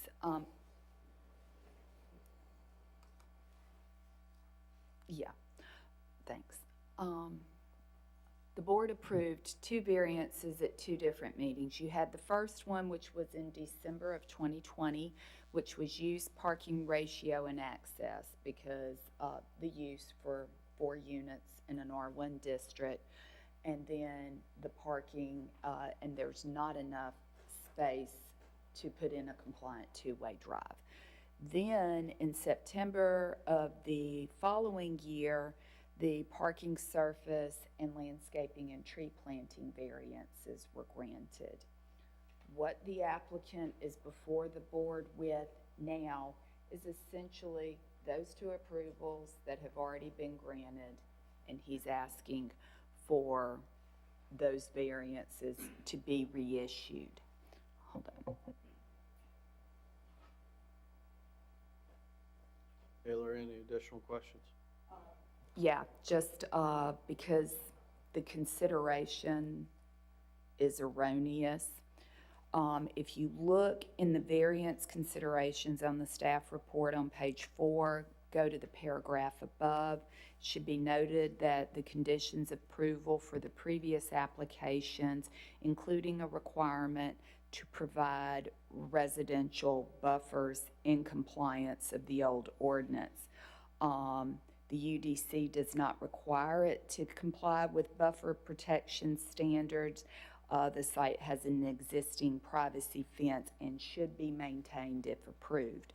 But then if you go down, we say the approval of the CRC should be required. We need ARB and that the existing privacy fence be maintained. Okay. Sorry, that was a long way to get there. So with those conditions, are you good with staff's recommendations for those 2 items? Yes. Okay. All right, if you'll have a seat. No, I'm sorry. I guess I didn't understand that. What was the condition? Can you explain that to me? All right. My understanding is the buffer has to be maintained. It's there, you would have to keep it there. Right. Fence, and then, okay, now Okay. was there something regarding ARB as well? ARB's not required to maintain it, but if he has to put up a new fence at that time, it'd have to go back through the process. Okay, what about CRC? Not applicable, this is outside the DDD. All right, just want to make sure we're clear on that. What about any exterior facade? They would have to, it would be a standard, the board can add that as a condition, but it's automatic regardless of whether it's stipulated or We not. don't have to say it. Okay. All right. Sir, you have something to provide the board? Yes. Your name and address, and I think you were here before. Tim Spafford, 1263 Lake Circle West, Mobile, Alabama, 36693. Okay, I was involved with the variance application in 2021, and after the application was approved, we had a resolution for the handicap space along the street. And on these staff recommendations, it's saying they don't want to allow that. But the reason that the agreement was reached last time is we are planning on using gravel parking because there's really no good way to drain water off the site if we pave the parking. And if we're required to put the handicap space in the parking lot behind the building, it's going to be a space and an access aisle, and it has to be paved. So then you're paving 2 spaces and the drive, you might as well just not ask for the gravel exemption. And we have 4 units. The building has been there for a number of years. My understanding is it was a cleaners, it was a laundromat type business in the front half of the bottom floor, and then there were 3 apartments, 1 in the back on the first floor and 2 on the second floor. So the planned use of the building is 4 apartments, so it's the 3 original plus where the laundromat was. Okay, so we're required to have 6 spaces. We have 5 in the back. If we put the handicap space back there, you're only going to have 4. And then if you do have a handicap resident, the site restrictions for the lane going back to the parking is only 10 feet right now. And then if we have to add a walkway for a wheelchair to come by there, we don't have room to do it. And so we came up with the idea to have the handicap space in front of the building. It'd be marked with a sign. As far as the handicap symbol in the roadway, we could do without that as long as we have the sign and the city allows that space to count as our handicap space. And then in this area, I mean, when I've been by there, there's not a whole lot of parking on the street on McGill Avenue. But if we were to have a handicap resident, they could park right in front. And there's very little grade difference between the street level and the sidewalk and the finished floor of the building, if you've been by there. So it's a good solution. And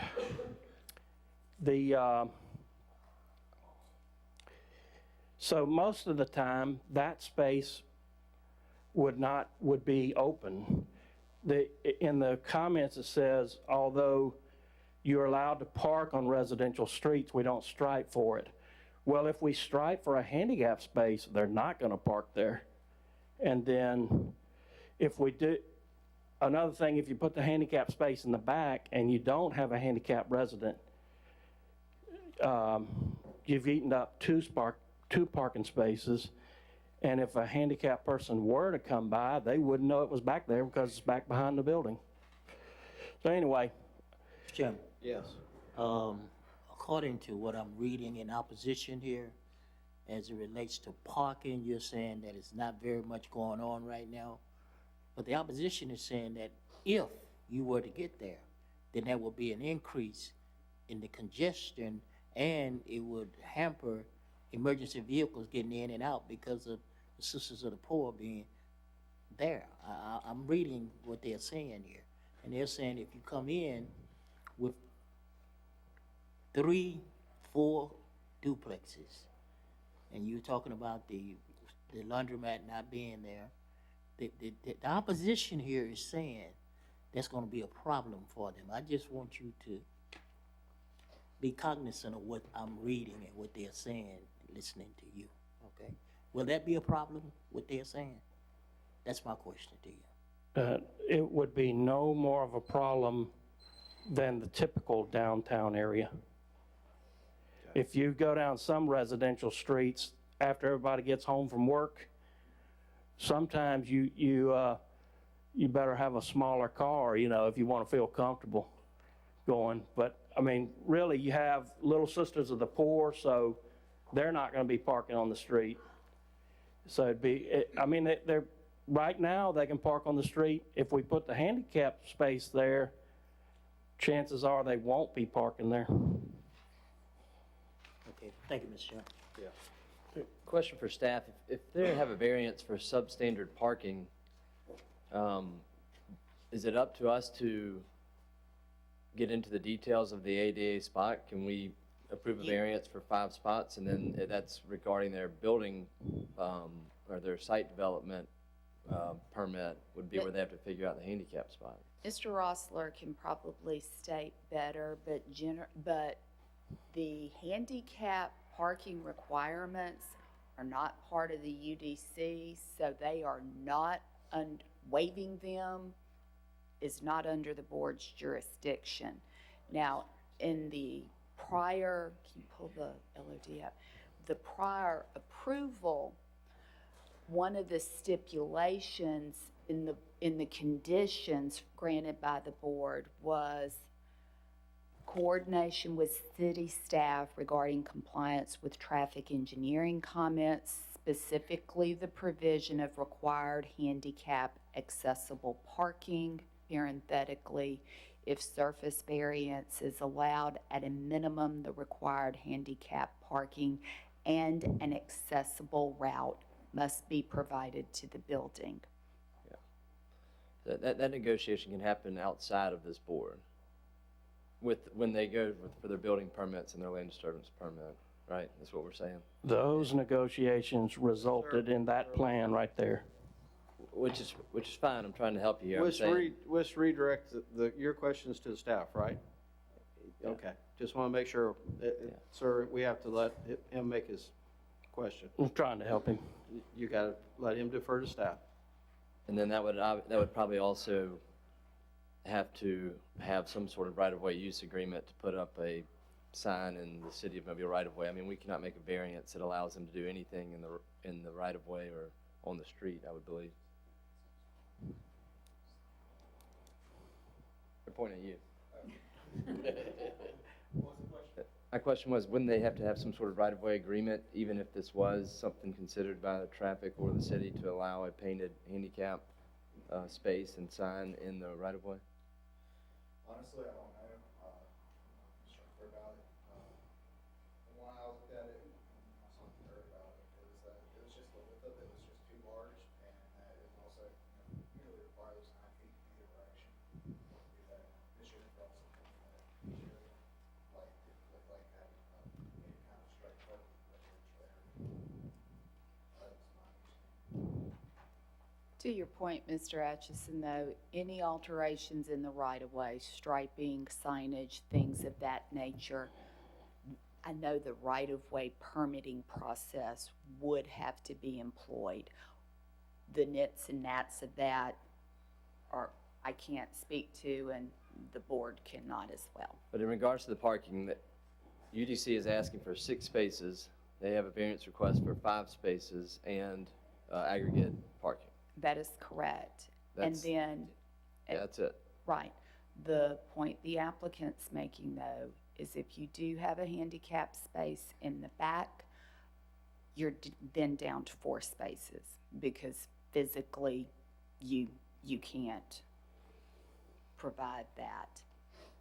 But again, it goes back to that's part of the permitting process. Okay, Mr. Golden, did you have a question? Okay. Any other board members? Sir, you gave a pretty lengthy, I can remember we voted on these previous variance requests. And if I remember right, we deferred to staff with engineering to work out the details. If it was to be approved with that stipulation. I don't think it's for the board to. Permission to speak? Yes. I don't remember approving that. I think layout it with was- the handicap on the street. I just don't remember that. I just think that would have brought up a lot of issues. Okay. All right, for sake of time, sir, we've already given you your time. I've got to let anyone in the audience speak. Well, I would like to address a couple of the issues that were brought up. The applicant can have a rebuttal with your assistance, if you'll have a seat for a minute. Okay. All right, do we have anyone else that's here in support? Okay, do we have anyone in opposition here today? Okay, if you'll come to the podium, please. While they're coming forward, just to note, you have 4 comments in opposition. One of those is loaded on your iPad. The other 3 are printed at your seats. Okay. Thank you. Your name and address, please. My name is Denise Keaton. My address is 36 South Reed Avenue, Mobile, Alabama 36604. I live adjacent to the property. The privacy fence you're talking about belongs to us.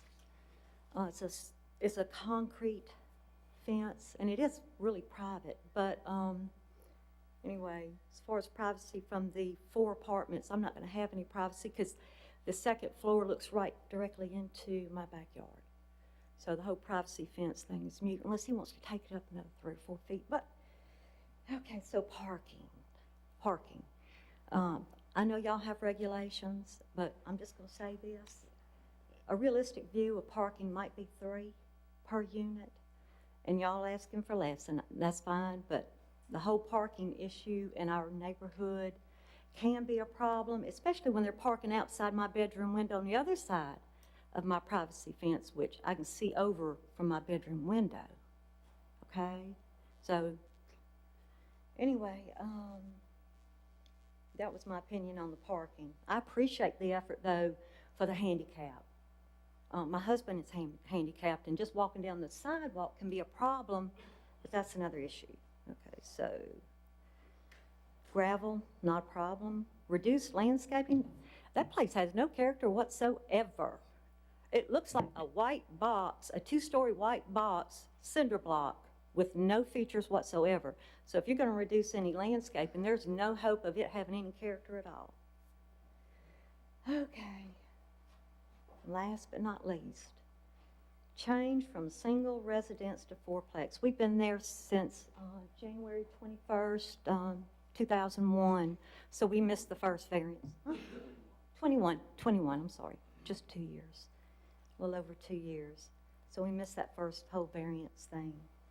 The tight areas between their house and my house and the people on the other side might have that much room between the structure and their driveway. It's right on top of them, okay? So any parking that overflows from the, 5 or 6 spots that y'all are allowing is gonna be in front of the side of my house where I'll be hearing their conversation, hearing their disagreements, and the poor people on the other side of them. And I think they probably have submitted comments. Anyway, contemplating a 4-plex without any sense of ownership or responsibility towards the property itself by 4 different renters, or consideration for the neighbors by 4 different renters, could generate a conflict for the rest of us, okay? And I appreciate his efforts to improve the property and everything, but we really would like to see it stay a single residence. Thank you. Okay, any questions? Mr. Golden? And I used to live around the corner on Monterey, South Monterey, so I can picture it perfectly. Mhm. And I don't think it was ever a single family. I know, but, you know. And it also used to be a laundromat. And that was before we lived there.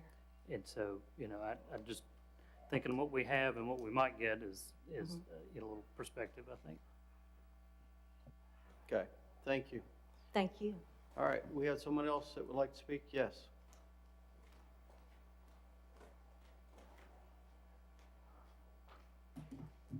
Yes, hi. My name is Beth Hargett. I live at 1607 Monterey Place, 36604.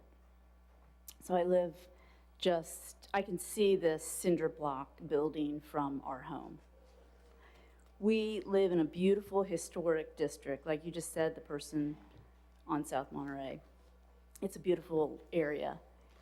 We don't need any more rental units in our area. They're going to bring down property values. And most of the homes right now are single family anyway. And this, like someone said, this is a very ugly cinder block house. It does not do justice to this neighborhood at all. And every time we go by it, we wonder why it's not just torn down. I mean, is that ugly? And it's very, very close to the street. I walked my dog this morning just to get a sense of how close, and it's maybe 13 feet from the street. And that seems to me, I don't know if legally there was something with the original laundromat and that was okay back then, but I don't know if there's some issue now if it became a four-resident apartment, if that, it would be legal, because it is so close. So there is absolutely no room for any kind of parking in the front. That is, if you go by this building, you would realize that's not possible. I've spoken to other people in the neighborhood. Nobody wants this to be a rental unit. And it would reduce, like I said, it would reduce the value of our property. And then there was an issue with the zoning variance. I know you say that you passed it, but I've spoken to someone who said there was a lot of odd things that were going on with the yellow house on South Reed. The owner of that, they were able to buy that and then raise all of these trees in the back to make that parking lot. And it's not a parking lot yet, but if someone were to try to sell the yellow house on South Reed, they would have no backyard. That backyard of the yellow house on South Reed would literally be this parking lot, which is the cinder blocks, the back part of the cinder block. So I've spoken to a bunch of people in the neighborhood, and nobody wants this to go forward. Thank you for your time. Okay. Any questions of the board? Do we have another speaker? Yes.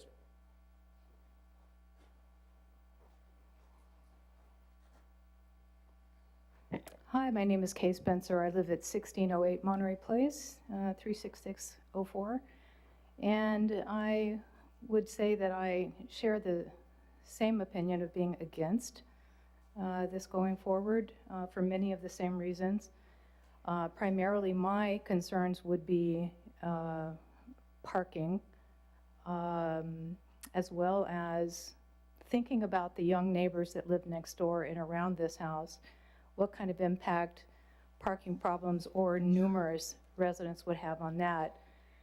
If you have, first of all, thank you for telling me that it used to be a laundry facility, because I had no idea how the structure got where it was. It is abutting the street. It's right there on the sidewalk. It has been an eyesore and a nuisance property for the 2 years that I've lived in the neighborhood. I'm glad someone's purchased it, and I'm hoping that things are looking a little bit better. I don't understand how you could put 4 apartments in that building. It is so small, and certainly it's upstairs, downstairs, I understand that, but I don't understand how you can get 4 apartments out of that. And I personally would be, and many of my neighbors fear that probably these are going to wind up being Airbnbs. We would like to see we would like for it to continue to be a single-family home, or revert back to single-family home, since that's what we have primarily in our neighborhood. And if not, perhaps it might be better to have 2 apartments there. You'd have the ample parking there. You would certainly have your work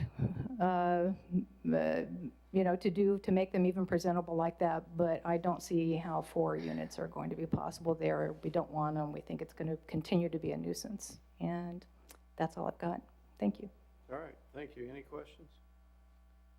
All right, applicant has, 4 minutes for rebuttal? 2 minutes.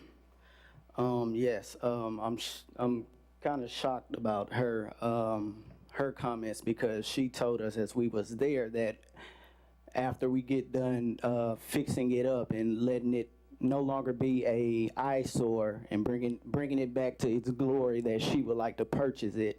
So I'm pretty shocked to hear from her now that she's kind of going against what we're trying to do.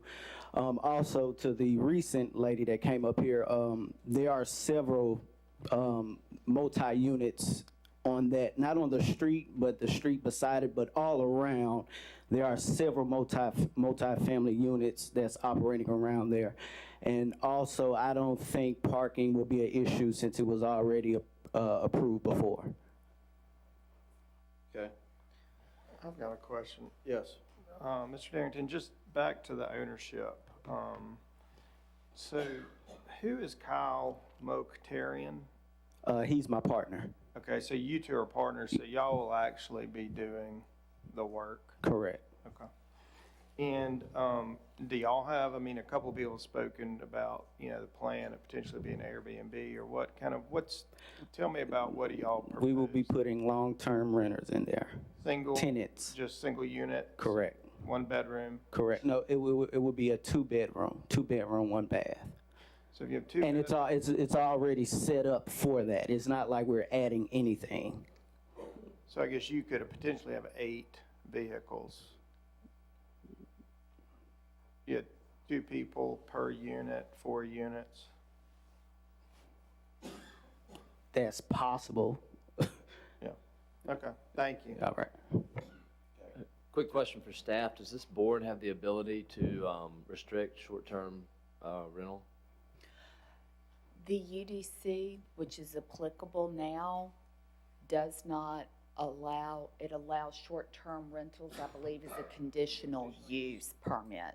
So there is a completely separate process via the Planning Commission and the City Council for short-term, new short-term rentals. Okay, any other questions of the board? Sorry.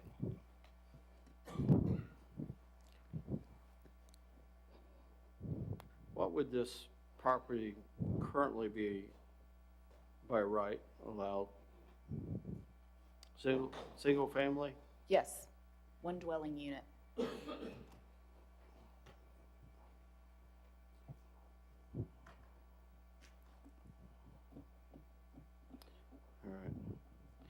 All right, well, I think that concludes our public hearing on this application.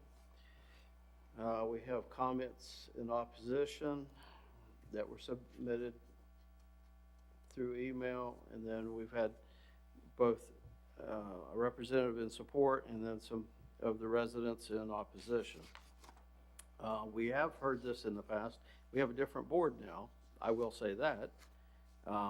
So that could obviously impact how this board reviews this request. And with that, Chair will entertain a motion. Mr. Chairman, Yes. I hear the people, and I hear the people very loudly. I offer motion to deny, based upon, 2022 guidelines. 2023? 2023 guidelines, yes, sir. Okay. All right, I have a motion to deny. Do I have a second? Second. I have a second. Any further comments or questions? I'll just say, I mean, just as far as explaining my vote, because I was on the board before and voted for it, but I feel like since I've seen a number of projects that have been approved that are high density, which I agree with and think we need more of, but I think leaving the parking is a big question mark, and that, you know, the neighborhood will absorb it. I've seen backfire on us a couple of times. So from that standpoint, I think it'd be more appropriate to you know, potentially have less units and be able to absorb that parking better. So that is my reason. If I could follow up with Mr. Milling, I agree. I was in support. Making that a 4 two-bedroom units, I think really drives home the parking issue. I think 1-1s may be duplex, but I agree with Mr. Milling. We do need this type of stuff, but I think we're trying to fit too much in on this one particular property. Yes.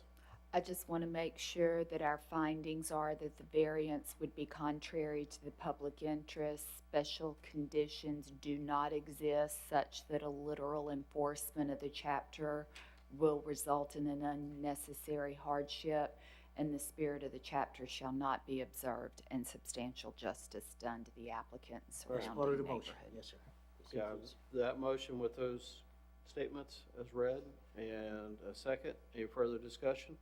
All those in favor of the motion say aye. Aye. Anyone opposed? Okay, motion to deny is approved. All right, we're going to the next application. After we take a 2-minute recess at the request of one of the members, we'll reconvene. Just 2 minutes sufficient? Okay. Anybody wants to get up, stretch, stand?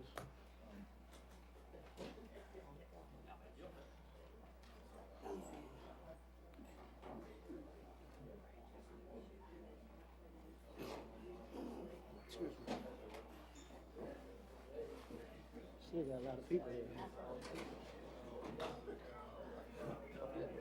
I think two would have been fine. He asked the right question.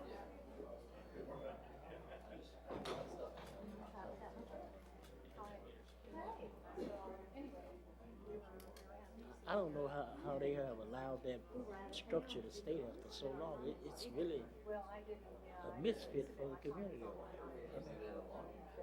Yeah, yeah.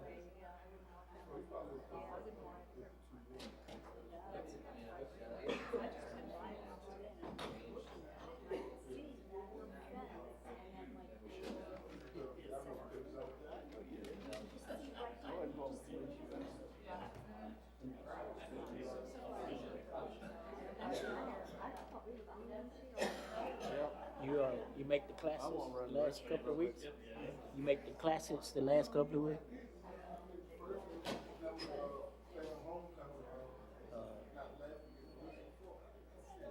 Oh, really? Oh, man. Oh, man. Oh. Yeah, okay. Okay.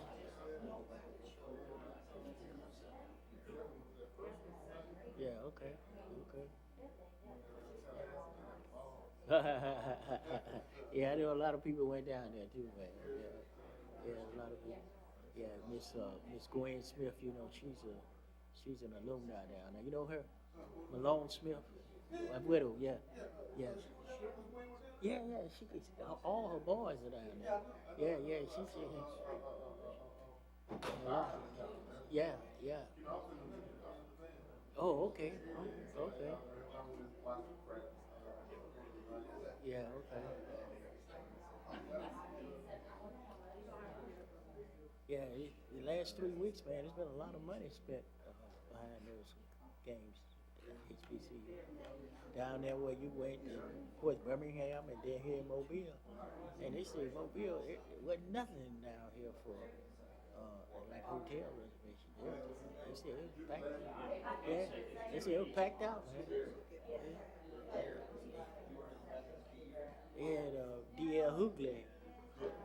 Did you didn't even make that?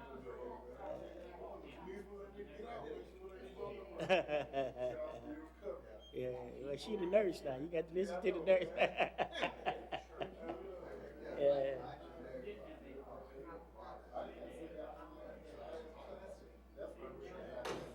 Yeah. Yeah.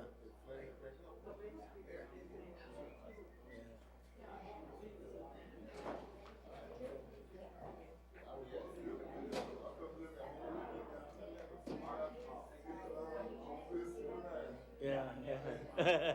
Came down on you. Yeah.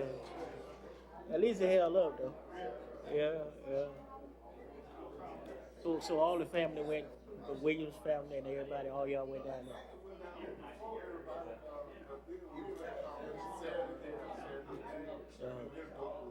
Okay.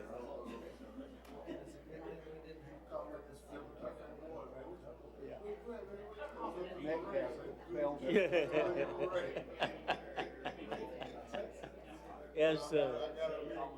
Yeah. Yeah. Oh. All right. Okay. She's still at South End. Yeah. She about wrapping that up, eh? All right, if we can get started again. I know this has been a long afternoon for everyone,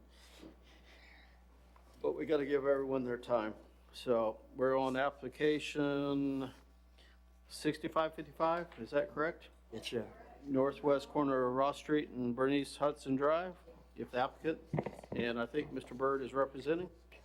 Yes, Jerry Bird Surveying, 2609 Halls Mill Road, Mobile 36606. Yes, the applicant is asking for permission to build a duplex at the corner, which would not be out of character with the neighborhood.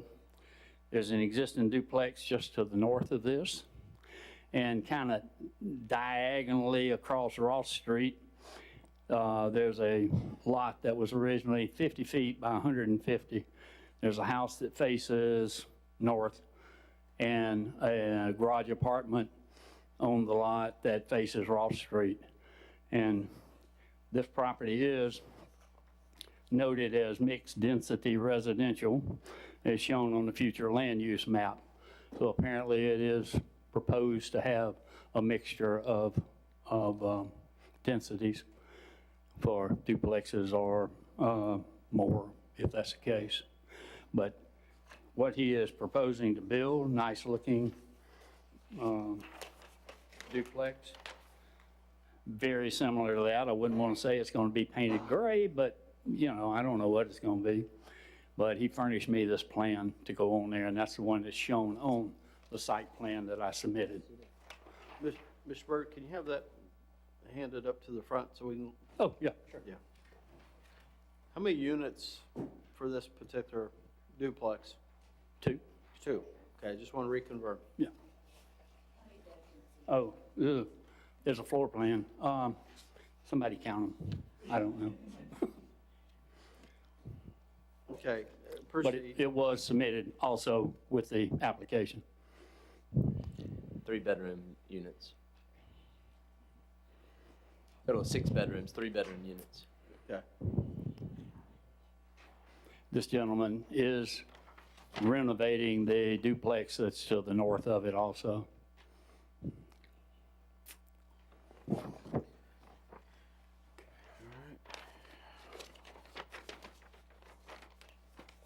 And with this application, did we have, I'm gonna get back to the notes, I guess, sufficient parking? No, I'm gonna have to revise that, add one more parking place. I will probably add 2, make 2 at each unit. Off-site, off-street parking. Okay.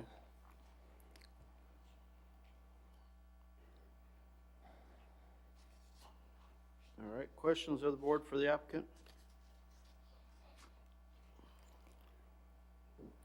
All right. Mr. Byrd, if you'll have a seat. Do we have anyone either in support or opposition to the application today? And Mr. Byrd stated there's other similar units in the area. Is that correct? Margaret? Kind of hard to tell from the, his statement that there's other duplexes or multifamily units in the area? I don't see any on the immediate area as illustrated on the vicinity map. I guess there's the one existing that he's subdividing off.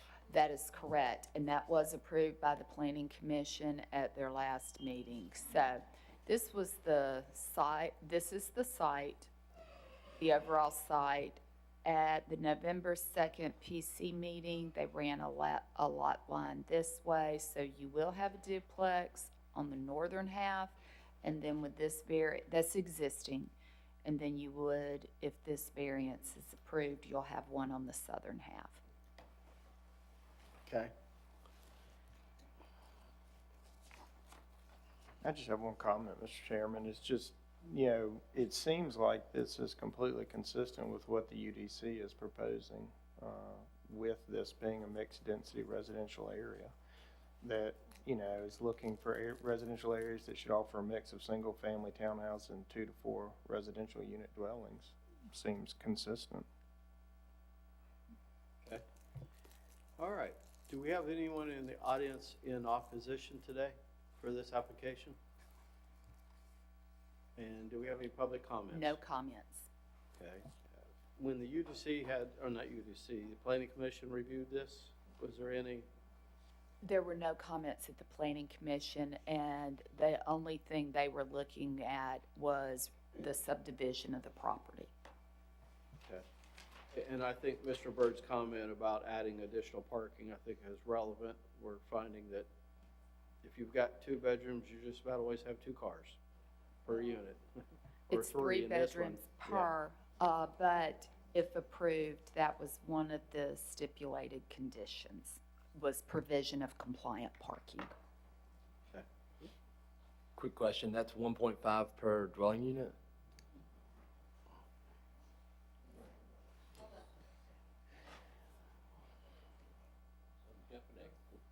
Just want to get in the details a little bit, because we just denied something similar. I want to make sure it's clear why we're favoring this one. I think it's because they can provide the space for the parking, and it's not as dense as the other. Correct. It is 1.5 per unit. That did not change. Thank you. Okay, but the applicant has stated that he's willing to consider additional 2 on the site. So to clarify, how many total?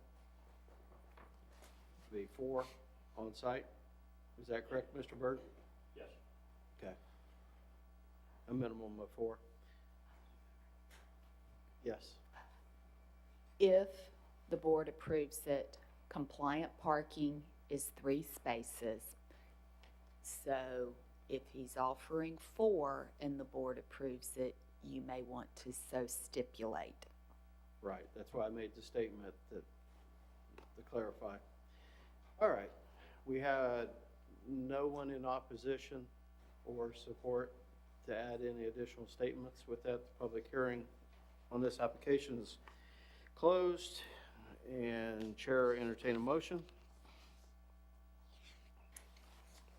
Mr. Chair, I move Yes. to approve And with the condition of the, with conditions 1 and 3, and I would like to revise condition 2 to mandate 4 parking spaces.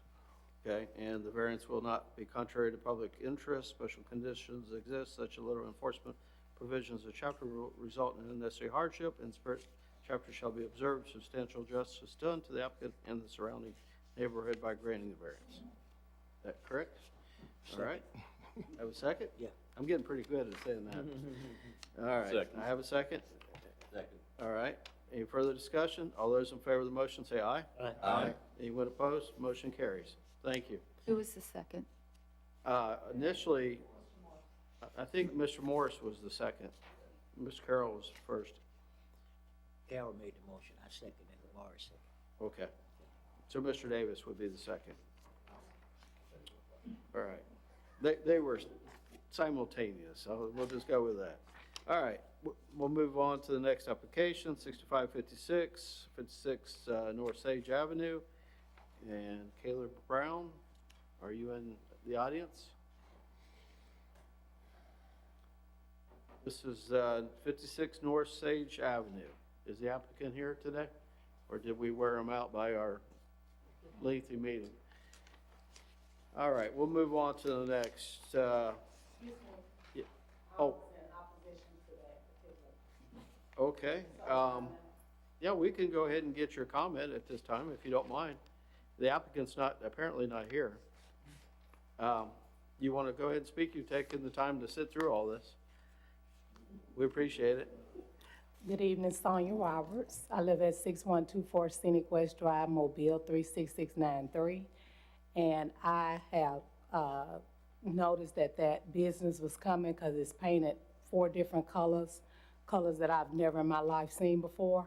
And if I actually had to wake up every morning and go to bed every night, my house would be on the market.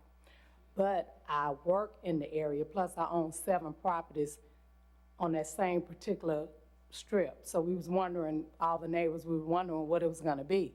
So we found out it was gonna be a pet grooming facility. The question is the safety. I've been on Sage Avenue since 2000 with my business. So parking, there's no adequate parking. I remember when I got my variance, we had to have emergency vehicles had to be able to go in and turn around and come back out. It's not even enough room for a customer or a client to bring, to put a car. The car right now is parked on the grass, which is ridiculous. It's an eyesore. It's dangerous because Sage Avenue is busy all day long. The second issue, right now that property, like I said, the color, and the second issue is that property right now has trash in the yard that's been there, I know, 3 weeks. So if they knew moving in, what is it gonna be like once, they settle in? It is a residential area.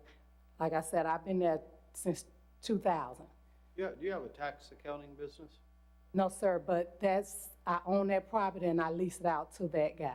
And this is right next door to it. My business is about 3 doors down to the left. I was here on the board when we had one of the previous variants. Yeah, and it was a lot. But I'm all for business. Like I said, I have 7 properties there. My business is on the corner. And Mr. Lyde, the income tax place has been there, he's been there at least, since, because you was on the board. But it's no parking. I mean, even with Mr. Lyde, the income tax place, he's limited, and I enforce that because of safety. Our insurance companies want to make, I don't see how they're going to be able to do it, but my concern is the safety of the animals. It's not safe, and it's bad for our property. The house is lime green. I submitted a picture of the property. It's lime green, I think, turquoise, peach, some kind of other blue. It's about 4 different colors. Yeah, when people pass by, I'm surprised they haven't been in accidents looking at it. It's ridiculous. Yeah, and so I'm all for business, but I want businesses to come there that's gonna lift up the businesses that we already have and lift up the property values. When I get ready to, sell something that I have, I don't want it to be decreased because people are coming in and not maintaining the properties. If I was living there, it's your neighbor. We still neighbors even though we own businesses there. Just take care of your property like you would if you had to sleep there every day. So that's my 3 concerns. Any questions or comments from the board? Thank you for your time and for You're waiting welcome. through all You're the welcome. other applicants. Yeah. All right, do we have anyone else that would like to speak on that application? All right, so the applicant is not present. Did we get any other comments regarding this application? No, just Ms. Roberts. Okay. Well, that area from the UDC, has that been reconsidered for, it's becoming kind of I call it transitional. I'm trying to think of the term you would use. The law, if you look at the future land use plan, it is shown as a traditional corridor, but that does allow for mixed-use development, both residential and commercial. But the zoning of the property is still R1, single family. And this particular block, there is the tax service to the south, and I think there's potentially one other commercial site, but you still have residences there. True. And this seems like I remember the tax, and it was like one client at a time. It was going to be low impact. So I guess the board has the option to consider this despite the applicant's absence. Yep. Okay. All right. The public hearing regarding that application is closed. The applicant's not present. We had one individual speak in opposition, and no other comments or statements from others electronically. Chair, entertain a motion. Real quick comment. I'm reading here under the application that the staff recommended we consider a holdover because there was additional documents requested. There's just not, if this is to be the plan, they have to have several other variances because they do not provide compliant parking. They aren't illustrating where the animal relief areas are going to be. And as you can see on the site plan, they have one driveway that appears to be shared with the property to the north, and then the driveway to the south is not even on their property. Okay, so the staff has not been in discussion with the applicant and waiting on documents or anything Right. like that? Okay. Any further questions of the staff? All right. Chair, entertain a motion. I'll make a motion to deny. Okay, I have a motion to deny. Do I have a second? Second. I have a second. Any further discussion? All those in favor of the motion say aye. Aye. Anyone opposed? Motion carries. And the usual verbiage. findings of The fact. the standard findings of fact associated with denial. Exactly. Perfectly said. Yeah. All right. We got to memorize that. All right, this would be application 9, 6558, regarding 605 Texas Place.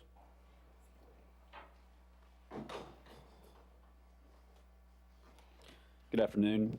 Good afternoon. My name is Eddie Rowe. I'm with Hand Arundel, 104 St. Francis Street, downtown. My residence address is 7220 Suns Drain over in Fairhope. All right, tell the board why we should consider the application. So this property is on Texas Place, which is just adjacent to I-10 and on the fringe of the R1 zoning area there. And the applicant is a tour bus company that has the property under contract. The current owner is the Mobile Baptist Association. They used to operate a church out of this property. That the property hasn't been used for that purpose for a long time, and they are trying to sell it. And the Gulf Coast Tours is locally owned business that have Nick and Teresa Chambly here, who are the owners of that business. They currently operate out of a location that's further out west and want to move into town for the purpose of revitalizing this piece of property and using it for their business. Obviously, it has some benefits for them, being able to access I-10 more easily for their tour buses, and they'll be able to provide a lift to the current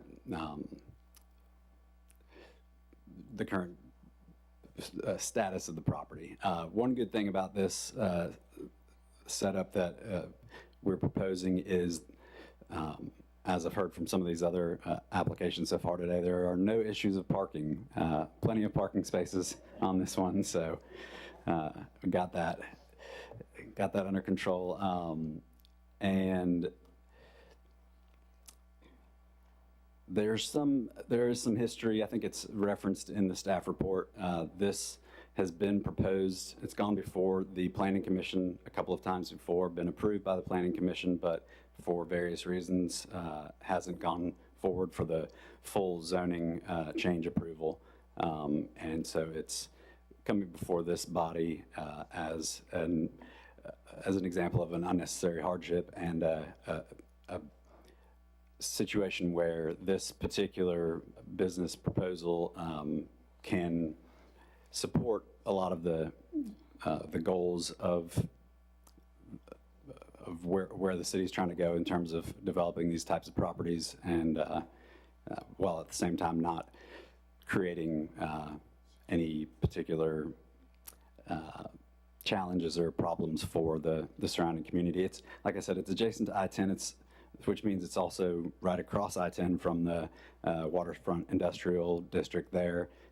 So it's not dropping a business in the middle of an area that's completely surrounded by all residential property. And this actually, to the north, is the Texas Street Park, and the other adjacent property here is another church property.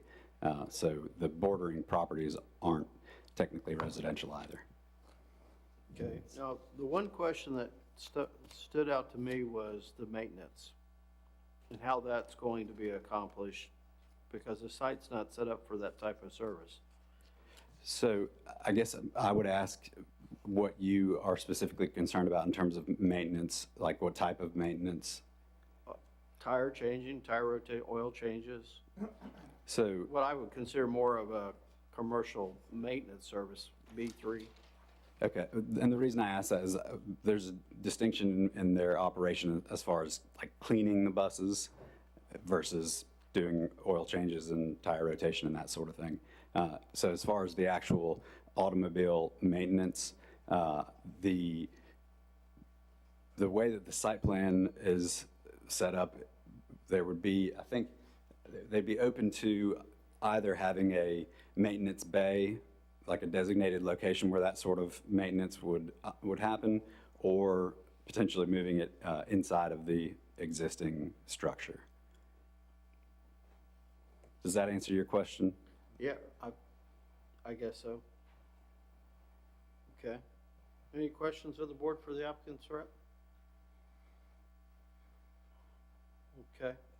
Do you have anything else to add that he hasn't already covered? Sure.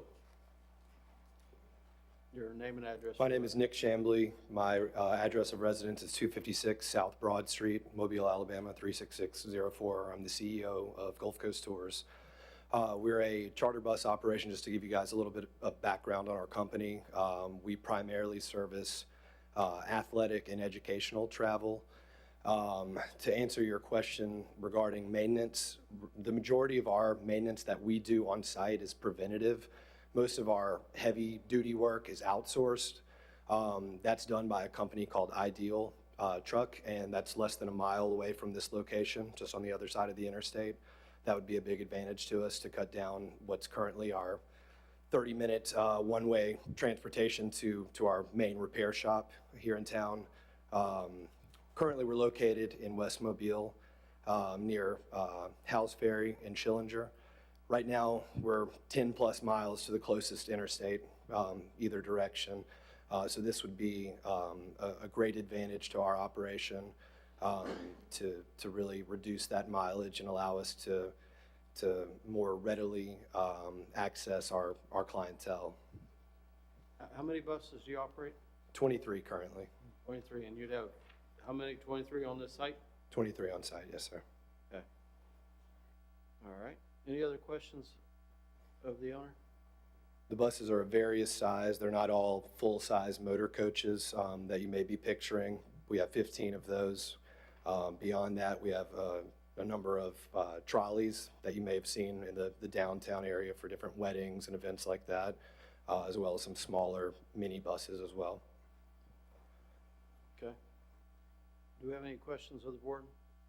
I've got a couple, just maybe clarifications.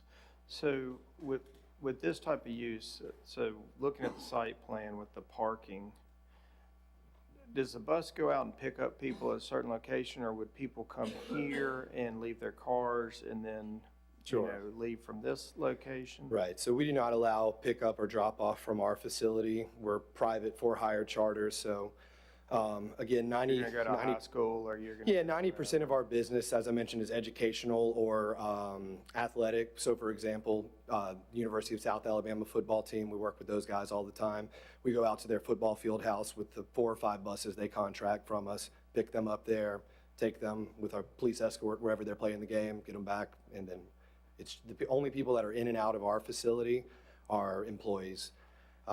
We're 8 to 5, Monday through Friday.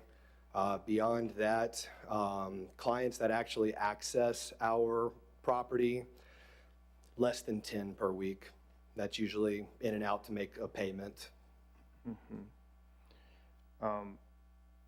And then I guess, well, I'll ask staff this later.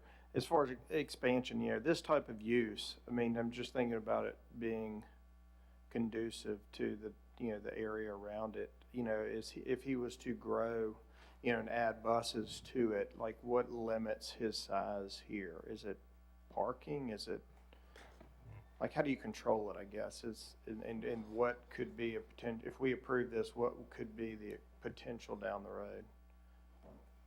He has compliant parking. If the board has concerns about future growth,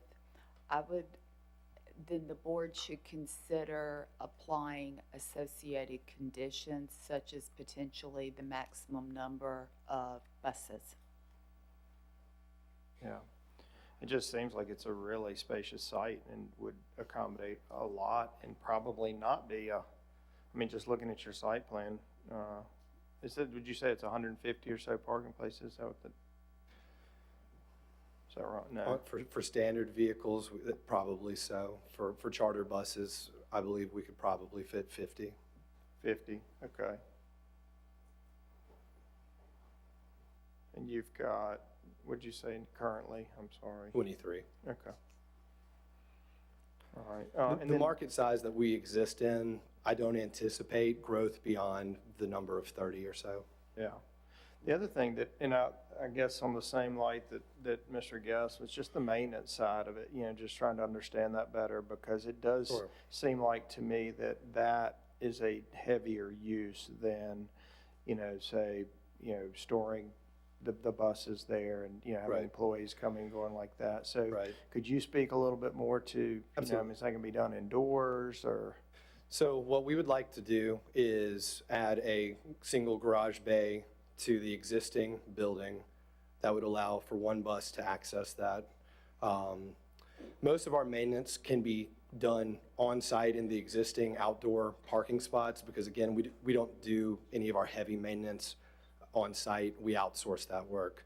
The types of things that we do would be monitoring fluid use, belts, changing windshields, things of that nature. We do change tires. We have a tire machine. That's what we would look to put in the garage. Beyond that, any heavy-duty maintenance, any engine work, anything that's going to be loud and of concern to the neighborhood, that's going to be outsourced. But again, that's outsourced to an existing shop that's less than 1 mile away anyways. Would it be reasonable, could you do all of your maintenance inside the facility as opposed to having some of it outside and some of it inside? Absolutely. Okay, thank you. Okay. Taylor, did you have a question? Because you, I was just going to comment to Mr. Milling that the application stated 30 to 40 buses and 30 to 40 employee parks. okay. Mr. Golden? What's the parking surface? Is it asphalt or Come again, I'm sorry. the surface for your expanded parking? Oh, yes, so we're open to, but yes, most likely asphalt. Yeah, we're not looking to do gravel. We want something that's paved. Or what are I mean, that could be asphalt or an approved alternate? That's correct. Okay. That's allowed under the UDC. The one thing I do want to ask the applicant, just for clarification in regard to the site plan, does this site plan anticipate the single bay within the building? Because I don't see any access to it. Right, that's where we would be open to suggestions on the best way to utilize that. But in our opinion, yes, in the top left corner there, that would be most likely the most advantageous location for us. Okay, so in anticipating a bay, it's within the existing building and you would simply be redoing the access? Exactly. We would just add a garage door to the existing building, and then pave an access point to make sure that the buses could go in and out. Okay. Okay. Mr. Golden, you had an additional question? We're not limiting him to any number of doors on the building, are we, or access points, Margaret? No, based on the application and the site plan submitted, it's just not clear if the bay would be within the existing building or if it anticipated an addition. Okay, but it can be in the existing, okay. Yes, This- as this is far as just a rendering, zoning's yeah. concerned. Okay, thank you. Okay.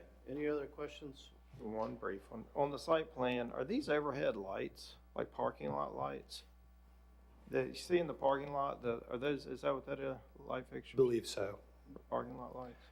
So that's what that is over in the grass over there by the building? I believe so, On the east side? but we're open to any kind of suggestions on lighting. There's existing poles and lighting there that are probably sufficient. This was just our artist's rendering. Okay, all right. I just want to make sure that I understood Right. what that was. Okay. Any other questions of the board? All right. Do we have anyone here in support or opposition we have not heard from? Okay. Opposition. All right. Thank you. Hello. Good afternoon. Thank y'all for meeting today. I'm Pastor Valina Green. Now, I want to clear up some things with you. Name and address for the. Valina Green, 603 Delaware Street. Our neighborhood is the Down the Bay neighborhood, okay? We were not notified about any of this. I live on Delaware Street.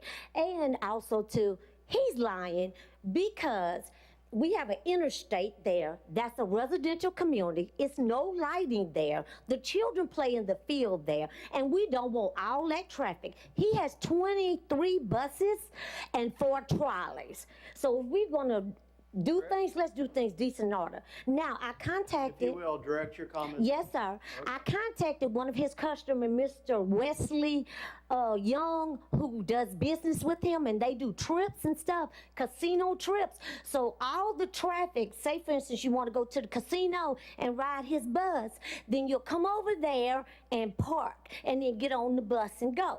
Okay, we do not have any other businesses over there. We only have churches. He's never talked to the neighborhood association. He surely has not talked to the pastors. I'm one of the pastors in that community. Also, too, I'm very familiar with that community because I'm born and raised in that community. Mr. Carroll can vouch for that because I grew up with him, who also is nestled in that community. Now, my question to you is, do we serve a neighborhood, or do we let big business take over our neighborhood and then come here and tell y'all a bunch of untruths? That's the other part that scares me, because if you enter into a contract and an agreement, then you need to follow the rules and regulations. Now, do you know Mount Pleasant Church? The pastor over there don't know nothing about this. We all found out about this at 6 o'clock Saturday evening. And guess what else? The few of us that found out, none of the pastors know about it. I know because I called them. It was news to me. And then Mr. Young, I speak with Mr. Young knowing he's a customer, because when he first started out with them, they had 1 bus. He has 4 trolleys and 23 buses in a residential area. And we think big business is right to take over our community. No, it's not. I'm sorry. Mr. Chairman. I speak. Yes, sir? You have a question? Yes, sir. Yes. 6 o'clock Saturday, how did you find out? Let me tell you, somebody sent me a little excerpt from the lanyard that was about yay big. But let me tell you this, I go up and down the street all the time. And y'all, some of y'all know me because you know I come down to city council and fight for my neighborhood all the time. Nobody knew. Nobody knew. Nobody knew. Just talk to the president of the neighborhood association, the vice president, the secretary, and the vice president reside in my house. That's my mother. Is there a sign or anything posted anywhere adjacent to the Well, property? that's what I went to see, but I didn't see nothing. And I'm still trying to figure out the lights that he's talking about. So my question to you guys is, where's the righteous in this? Aren't we supposed to protect our neighborhoods and keep them wholesome? Aren't we supposed to see about the children and their safety? Do you know what they'll bring up in my community?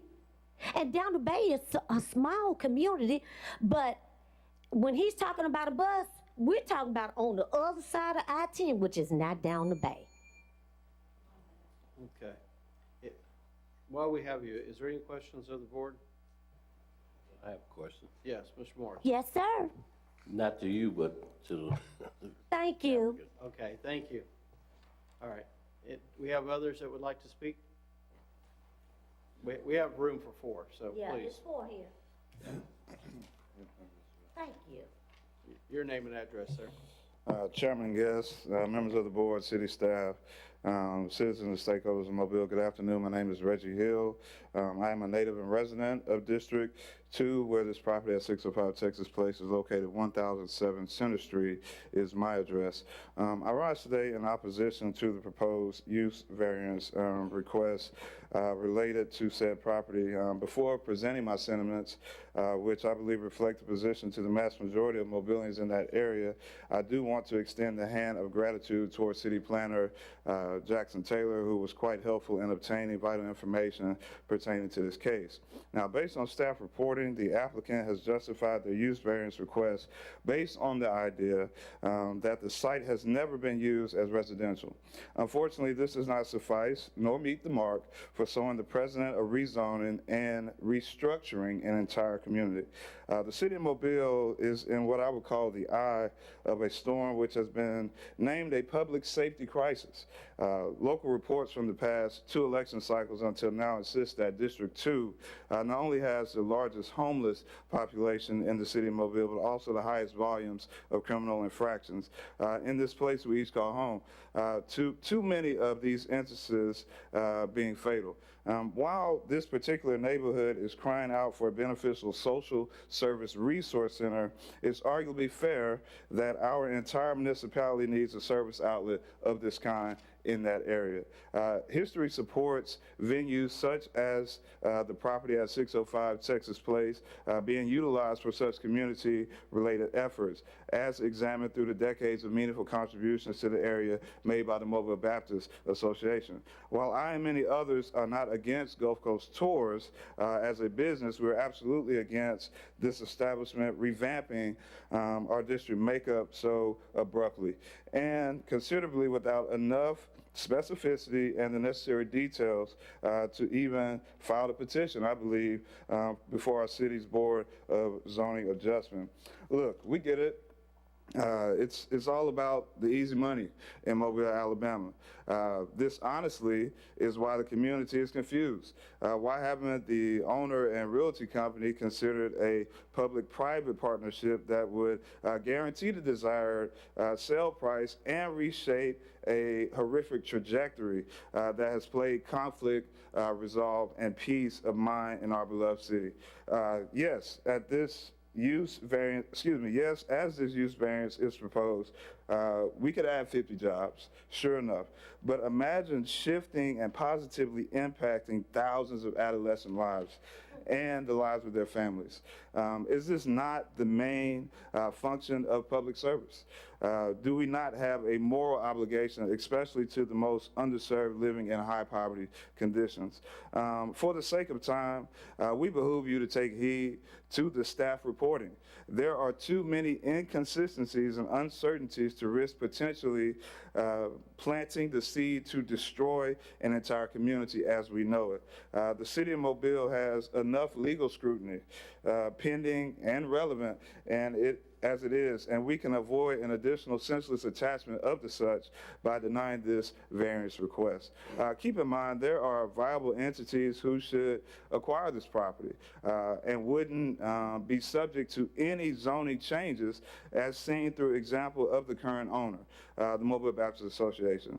So, Mr. Chairman, I want to express my appreciation to you and the board for your service to our city and for your immediate acknowledgement to the severity of approving such a request, and we hope that it will be denied. And thank you for yielding the floor. Okay, any questions? I've got a question. So speaking to the, I guess the point about there being a lot of other uses that would be appropriate there, and my understanding, that property's been on the market for multiple years, correct? Who was that? Please. Yes, I believe that it has been on the So I guess, market for quite some time. From a market standpoint, if it's been out there for sale, it seems like the market is saying that, that there are maybe limited uses to that property. And, from my limited knowledge of that property, you have a commercial type building there that I believe there have been a number of people who've had an interest but have not been able to get past the zoning process. What do you suggest that would work there? Oh, absolutely. Well, thank you for that question. I'll just backtrack a little bit about the timing of that. there have been, I believe, some very viable organizations that could have utilized the facility, but the resources may not have been in place. And this is why I suggested that potentially a public-private partnership could be utilized in which the owner or the realty company could work alongside those organizations who would already meet the approval for the zoning. Because we have a contingency that is in place, which is based on the history in the case reporting that is provided by Bill Mobile, we will see that there are entities that qualify. So I think that it's unfair to maybe chastise the groups who may have sought after the property, but may not have had the capacity to do it because of how large the ask is. I'm not chastising. I didn't say that you were, but I think that's a sentiment maybe with the interruption as well. But what I'm saying is, I think that there's a way that we can meet a consensus that would not only oblige what is needed in the community, but also be sufficient for the owner to get the resources that I feel that they deserve and that they want. So we're not against that piece of it, but we don't think that we should go against what has been in place since 1977. Thank you. Okay, any other questions or comments? I have some concerns, Mr. Chairman, but let me let this run its course before I speak. Okay. All right, I think we had others that would like to speak. Thank you, Chairman Guest. Yeah.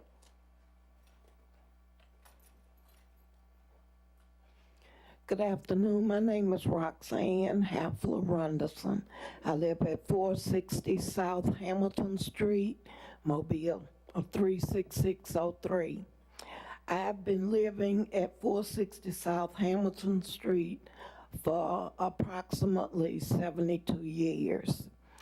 And before that, my father and my grandparents lived there. I'm here because I don't agree with the buses moving in there because of the children. There are too many children that go there and they don't have representation by adults. They go there, the parents drop them off, they expect them to be taken care of by the people that's in the building. They play outside, they play baseball, they play football, they do all of these type of things, but they're the only ones that are there. There are a few adults that are there, but they're mainly the children. As for lighting, I don't think they have lighting. The only lighting we have is over on the baseball field and over on my side where the tennis courts and pickleboard or whatever they call it nowadays. As for them making a certain area for the garage, the side that he's talking about making on the garage side is the side where the children are. That's the side that they'll have them at. And I know he said that they would take away the tires and all this kind of stuff. I can't smell all of that stuff that be going on. My sister as well as my brother are on oxygen because of the cold that has been coming through Mobile, which I know is not y'all's concern right now, but that's how they've gotten COPD, and the two people that live next door to me died from it. But anyway, I hope I've been able to bring a little light on something. I have two questions. Okay. Okay, the building that's part of this application is. Yes. When's the last time have observed anybody utilizing it?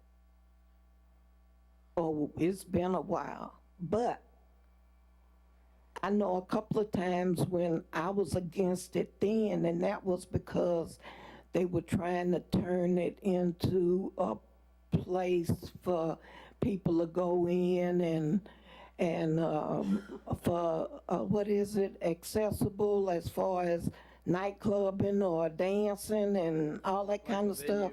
Like a venue for parties and such? Yes. Is there a fence that separates the baseball fields from this property? No. So the kids use this property as part of their Yes. playground? Yes. No, it's not part of the, Even, right. okay, They can go over there whenever they get ready. okay. All right, Anybody else? okay. All right, thank you. Any questions of the board? All right, I think we had one more, is that correct? Yes, I reside at 460 South Hamilton Street. We are property owners, have been for years. Excuse me? Eulalia, Eulalia, last name Hafler, Hafler. And your address again? 460 South Hamilton Street, 36603, and I am against it. Okay. Any questions of the board? I guess my courts, go ahead, Mr. Carroll. How did you find out about this? I read it in the paper. I get it every Thursday. Okay, so you didn't get anything via mail? Excuse me? You didn't get anything via mail? No.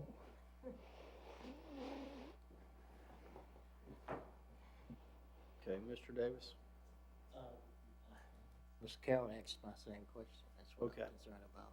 And I guess even further, I'm concerned about the rest of the community and what are they saying? And if we're just finding out about this Saturday through some other means that is not a part of the protocol here as it relates to advertising, I'm very, very concerned about why staff has not properly advertised to the community Correct. that this was coming before us today. That's the process. It goes out, and everyone is aware, and if there are any concerns, and certainly the communication with the applicant and the community should be in place. And what I'm hearing is that there has been no communication, trying to let the neighbors and the population know what's forthcoming. I can get petitions. Yeah, I'm looking at the list that said within 300-foot radius.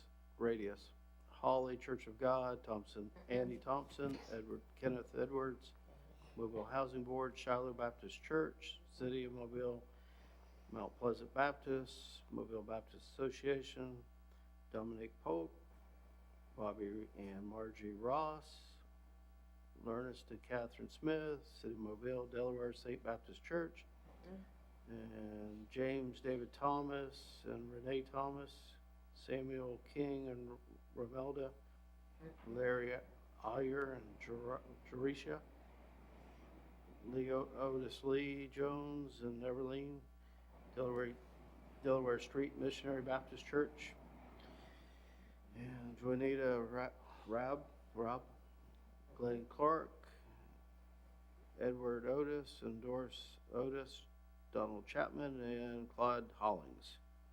Are any of you those folks? Obviously No. not. But we spoke with the neighborhood. I asked the neighbors, I called the pastors. Nobody knows about this. Hey, well, we got several churches that are listed on here They too. may be listed, but the pastors don't know. And you know, with the Baptist organization, the pastors are usually real good about keeping up with their community. Okay. All right. I think we concluded the number. Well, we had 4 already, sir. In favor, sir. Okay. All right. Somehow we skipped you then, didn't we? Thank you. All right. Well, if you'll come to the podium, then we'll get back in order. Your name and address. I'm Thomas Wright. I'm the Executive Director for Mobile Baptist Association at 723 Providence Estates Drive East. Isn't that cumbersome? In Mobile, 36695. And we do appreciate very much y'all considering our application.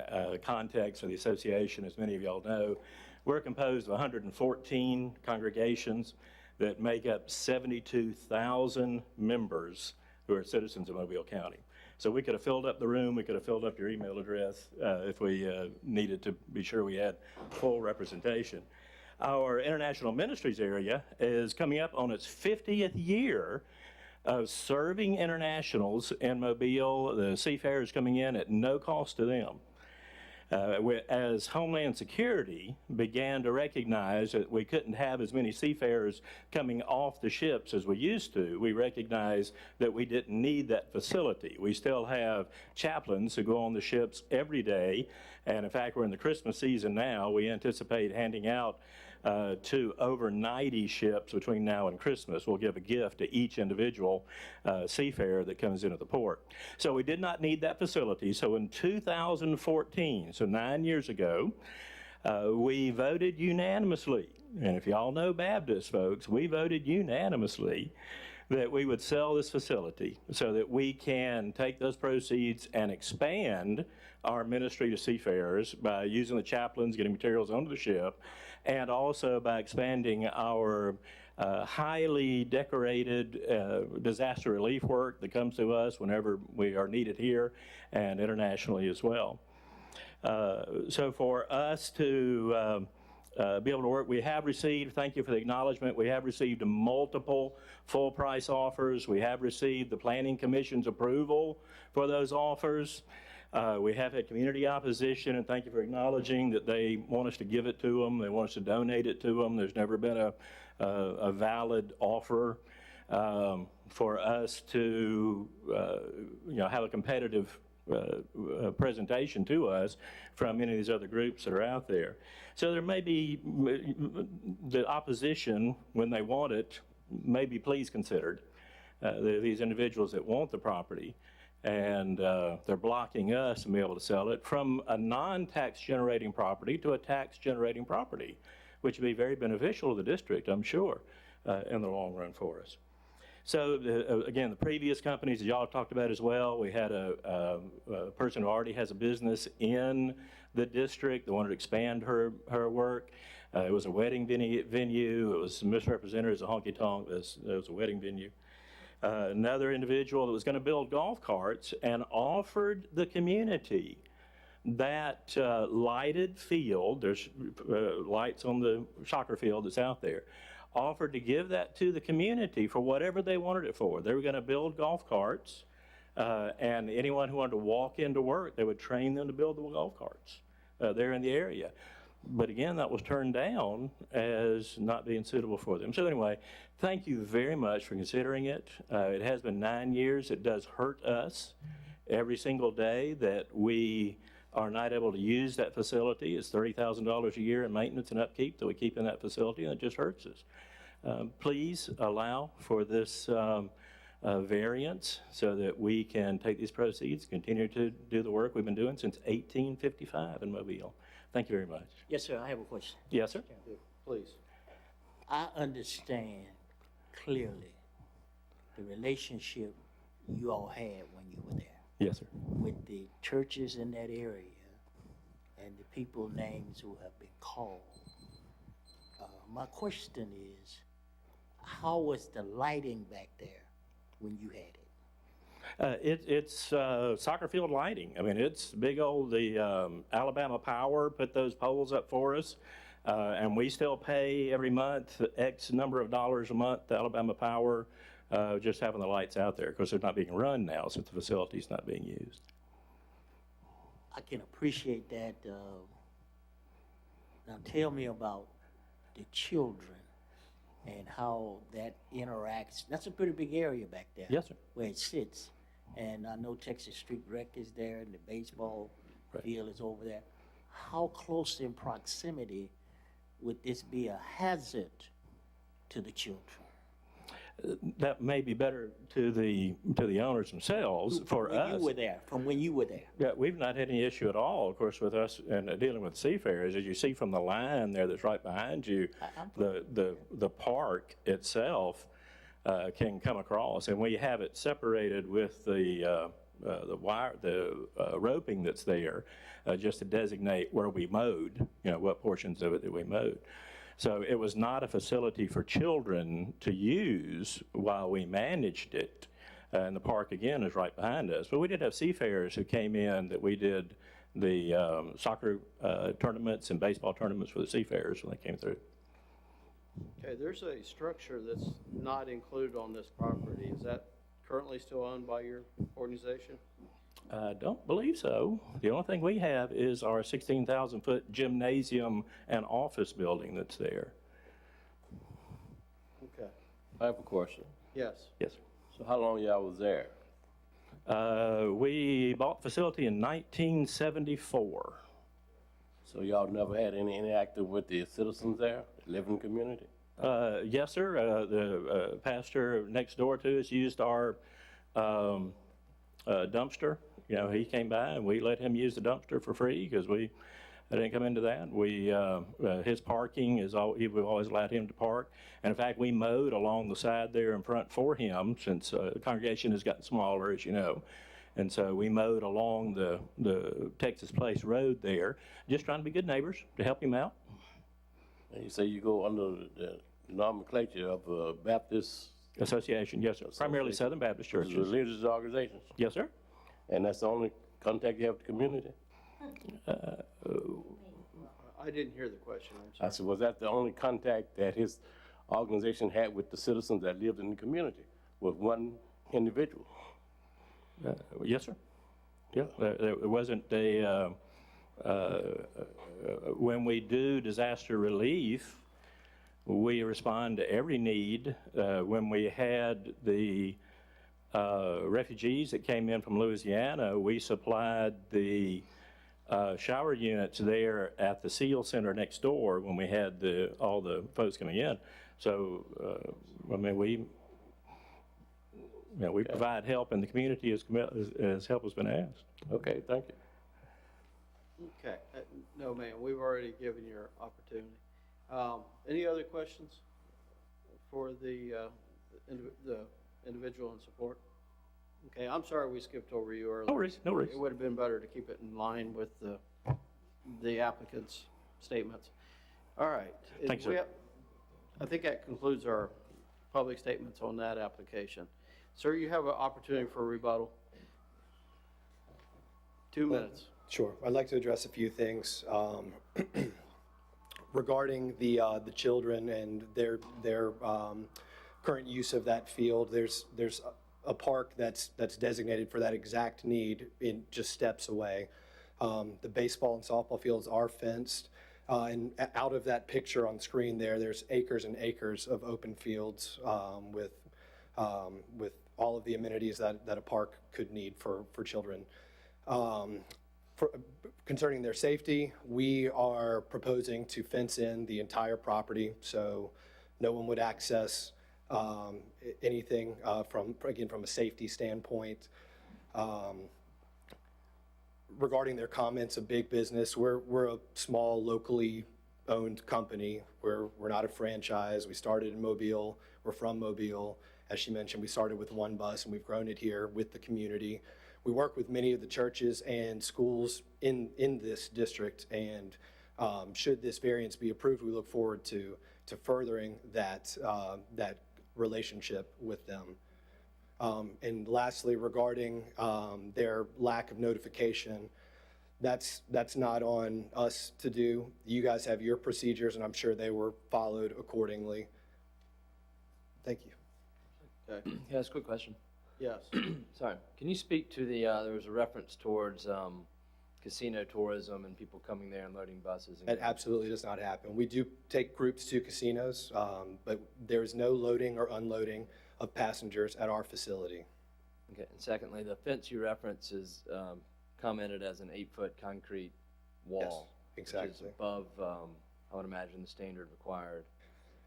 Yep, we want to make sure that we make sure there's no noise pollution for the community, and we want to make sure that our employees are safe as well as the children that live in the community as well. Thank you. Thank you. Okay. Question, staff. It's our responsibility to make sure the community get the information in regards to things of this nature.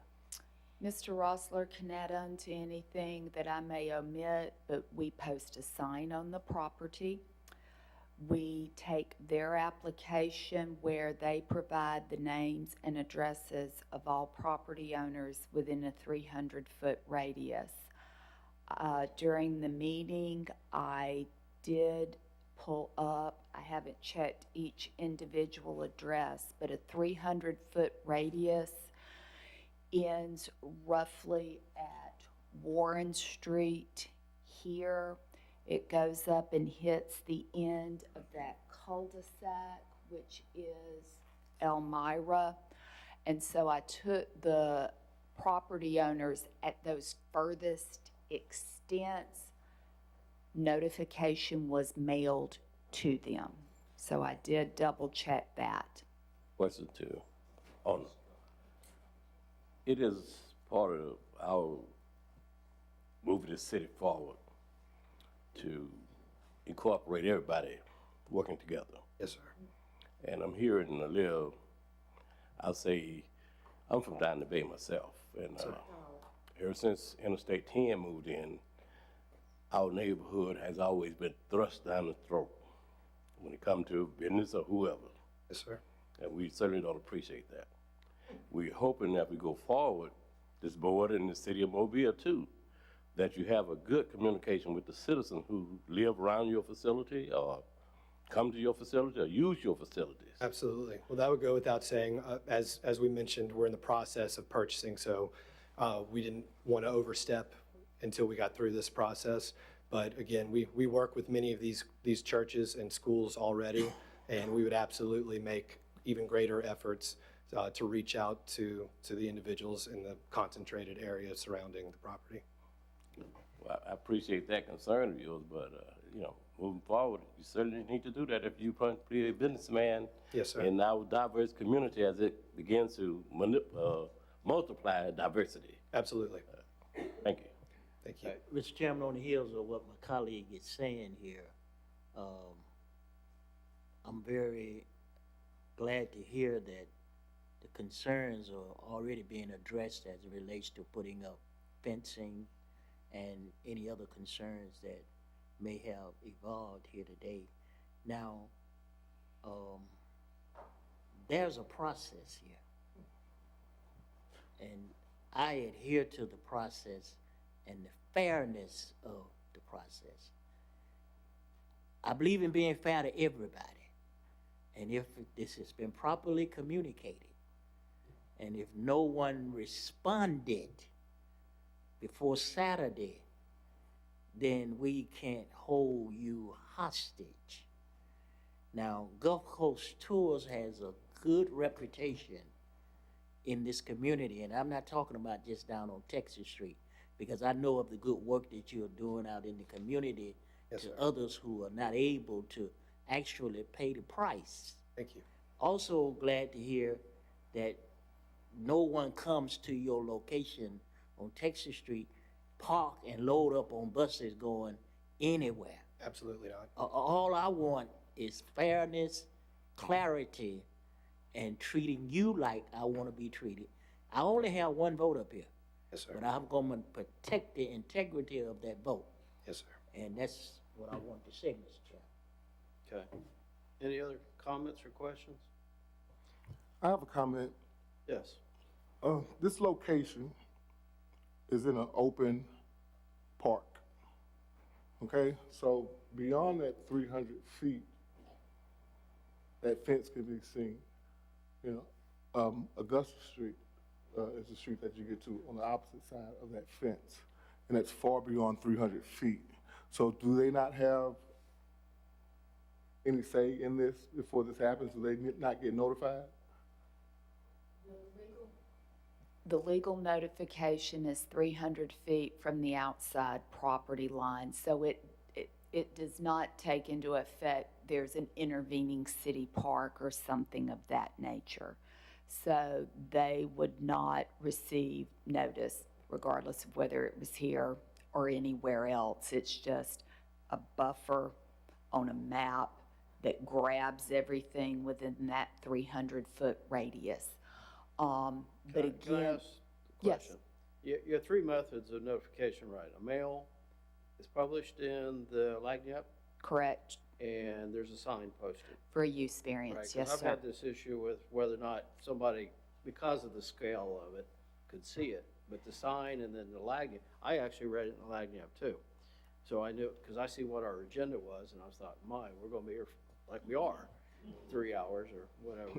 So to answer your question, I think is, yes, the scale of this, you didn't really hit people that drive by in those neighborhoods that are adjacent because they're not in that 300 feet. Well, and for instance, not really the, it's zoned industrial across the interstate, but the notification wouldn't make it across the interstate because it's a 300-foot right-of-way.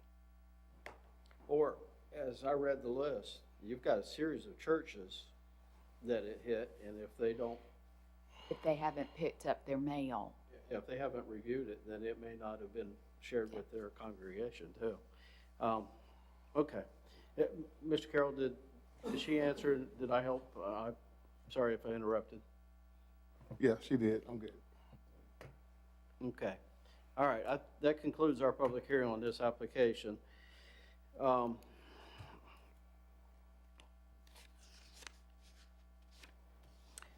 I will say, from my comment before we call for a motion, I have issue with the maintenance aspect of this.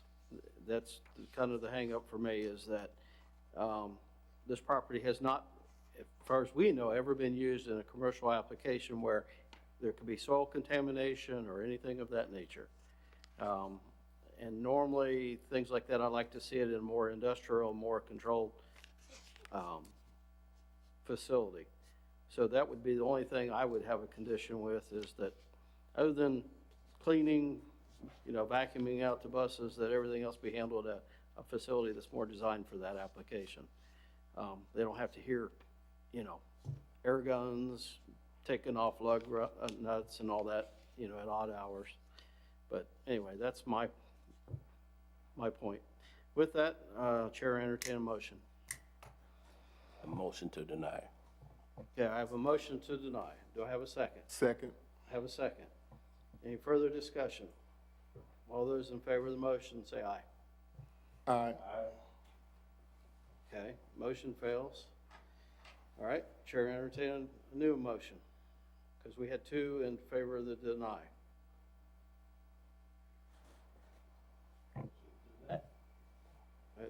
We've already had your call for your motion. All right. Do I have a second? That was another motion? He made the motion. What was the other motion, Mr. Mars? I'm sorry. Motion to deny. Oh, yeah, I thought we dealt with that. Yeah. Okay. Yeah. What's All right. what we voting on I'm now? calling for a new motion if there's a different. Okay. I'll defer to staff if there's, we can call for, we've already failed that motion. Correct. Board rules, it takes 5 votes to approve an action. And the action failed because of the failure to hit the 5. Correct. Reach the 5.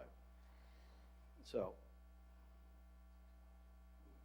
I'll make a motion to approve it and limit against maintenance items other than cleaning on site. Okay, I have a motion to approve, subject to conditions, no maintenance other than general cleaning. Okay, do I have a second? Second. I have a second. Any further discussion? All those in favor of that motion say aye. Aye. Aye. Anyone opposed? Okay, so we have. Did Let's Mr. do- Taylor, did you vote? I voted. Okay, so we had 5 in support and 2 in opposition. So that motion carries. Correct. All right, and we're on our last application. Number 10, which is 6559-4777 regarding 4671 Old Shell Road. Is Mr. Byrd? It's me again. Jerry Byrd, Bird Surveying, 2609 Halls Mill Road, with the owners for Old Shell Road. We are asking for a variance to leave a permanent awning at the rear of their property. It's Permanent what now? permanent awning over a patio from the back of the house over to above a wall. It's after the fact because they listened to a contractor who told them they didn't need a permit. They asked him, do you need a permit? No, we don't need a permit. There's no plumbing, no electrical. And so the awning got built. And that's where we are. Now, the comments in staff report talk about fire department approval. They have fire department approval for the wood structure. It has been treated as fire retardant, and it's okay with them. There's questions about a drainage utility easement along our west property line. This house is in a subdivision, 6-lot subdivision that is private, has a private road, and they have the ownership of the drainage and utility easement also. The homeowners association, everyone has approved or has no objection to this awning being over the patio in the back, which is also over the drainage and utility easement. The property owner on the west side of this that faces O'Shell Road, we submitted a letter from those people, and they have no objection to the structure being there. But so the staff report says if you want to consider for approval, the drainage and utility easement needed to be vacated, or the property owners can approve it, but we have already submitted that documentation saying that the property owners do approve it. Other than that, yes, the building permit needs to be acquired. And I think there's a couple of issues with that. It's not a problem. They've already talked with an engineer about the certifications that they need that will make it in compliance with the city ordinance. Okay. So the structure, the roof of it actually covers their existing wall fence? Yes. The wall is actually 2 feet from the property line. Property line's here, 2 feet, and the awning comes out 1 foot. That's to allow the water off of it to drop down into a drainage ditch that is actually in that 7.5 foot easement. The wall is built somehow over that. I saw it out there on the ground. Rainwater enters it and runs southwardly away from O'Shell Road.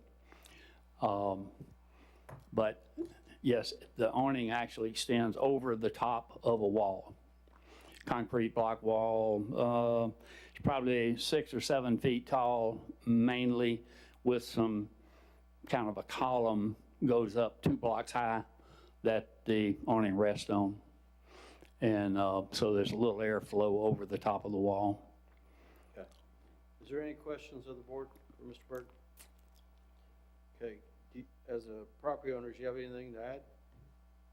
Yes, property owners are here. Yeah, Oh, yeah. Oh, they shook their heads no, they've been here long enough. Yeah. All right, do we have anyone in opposition today? All right, none for the record. Do we receive any public comments on this? Yes, sir. All right, so staff would say that you would have to, or the applicant would have to acquire several things, which would be like the easements and right away. I just checked. It's been uploaded to the portal, so we have that. The ownership permission from the neighbors. Yeah, I see some of this on here. Okay. All right. Any questions of the board for the applicant once again? All right.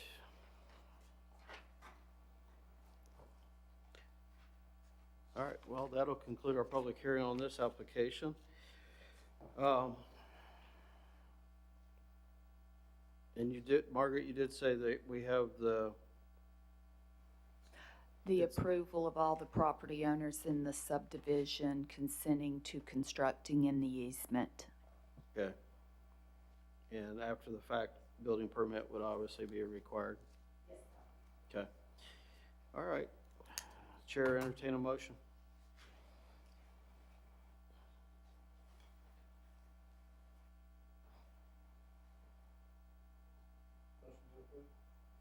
Subject to the condition.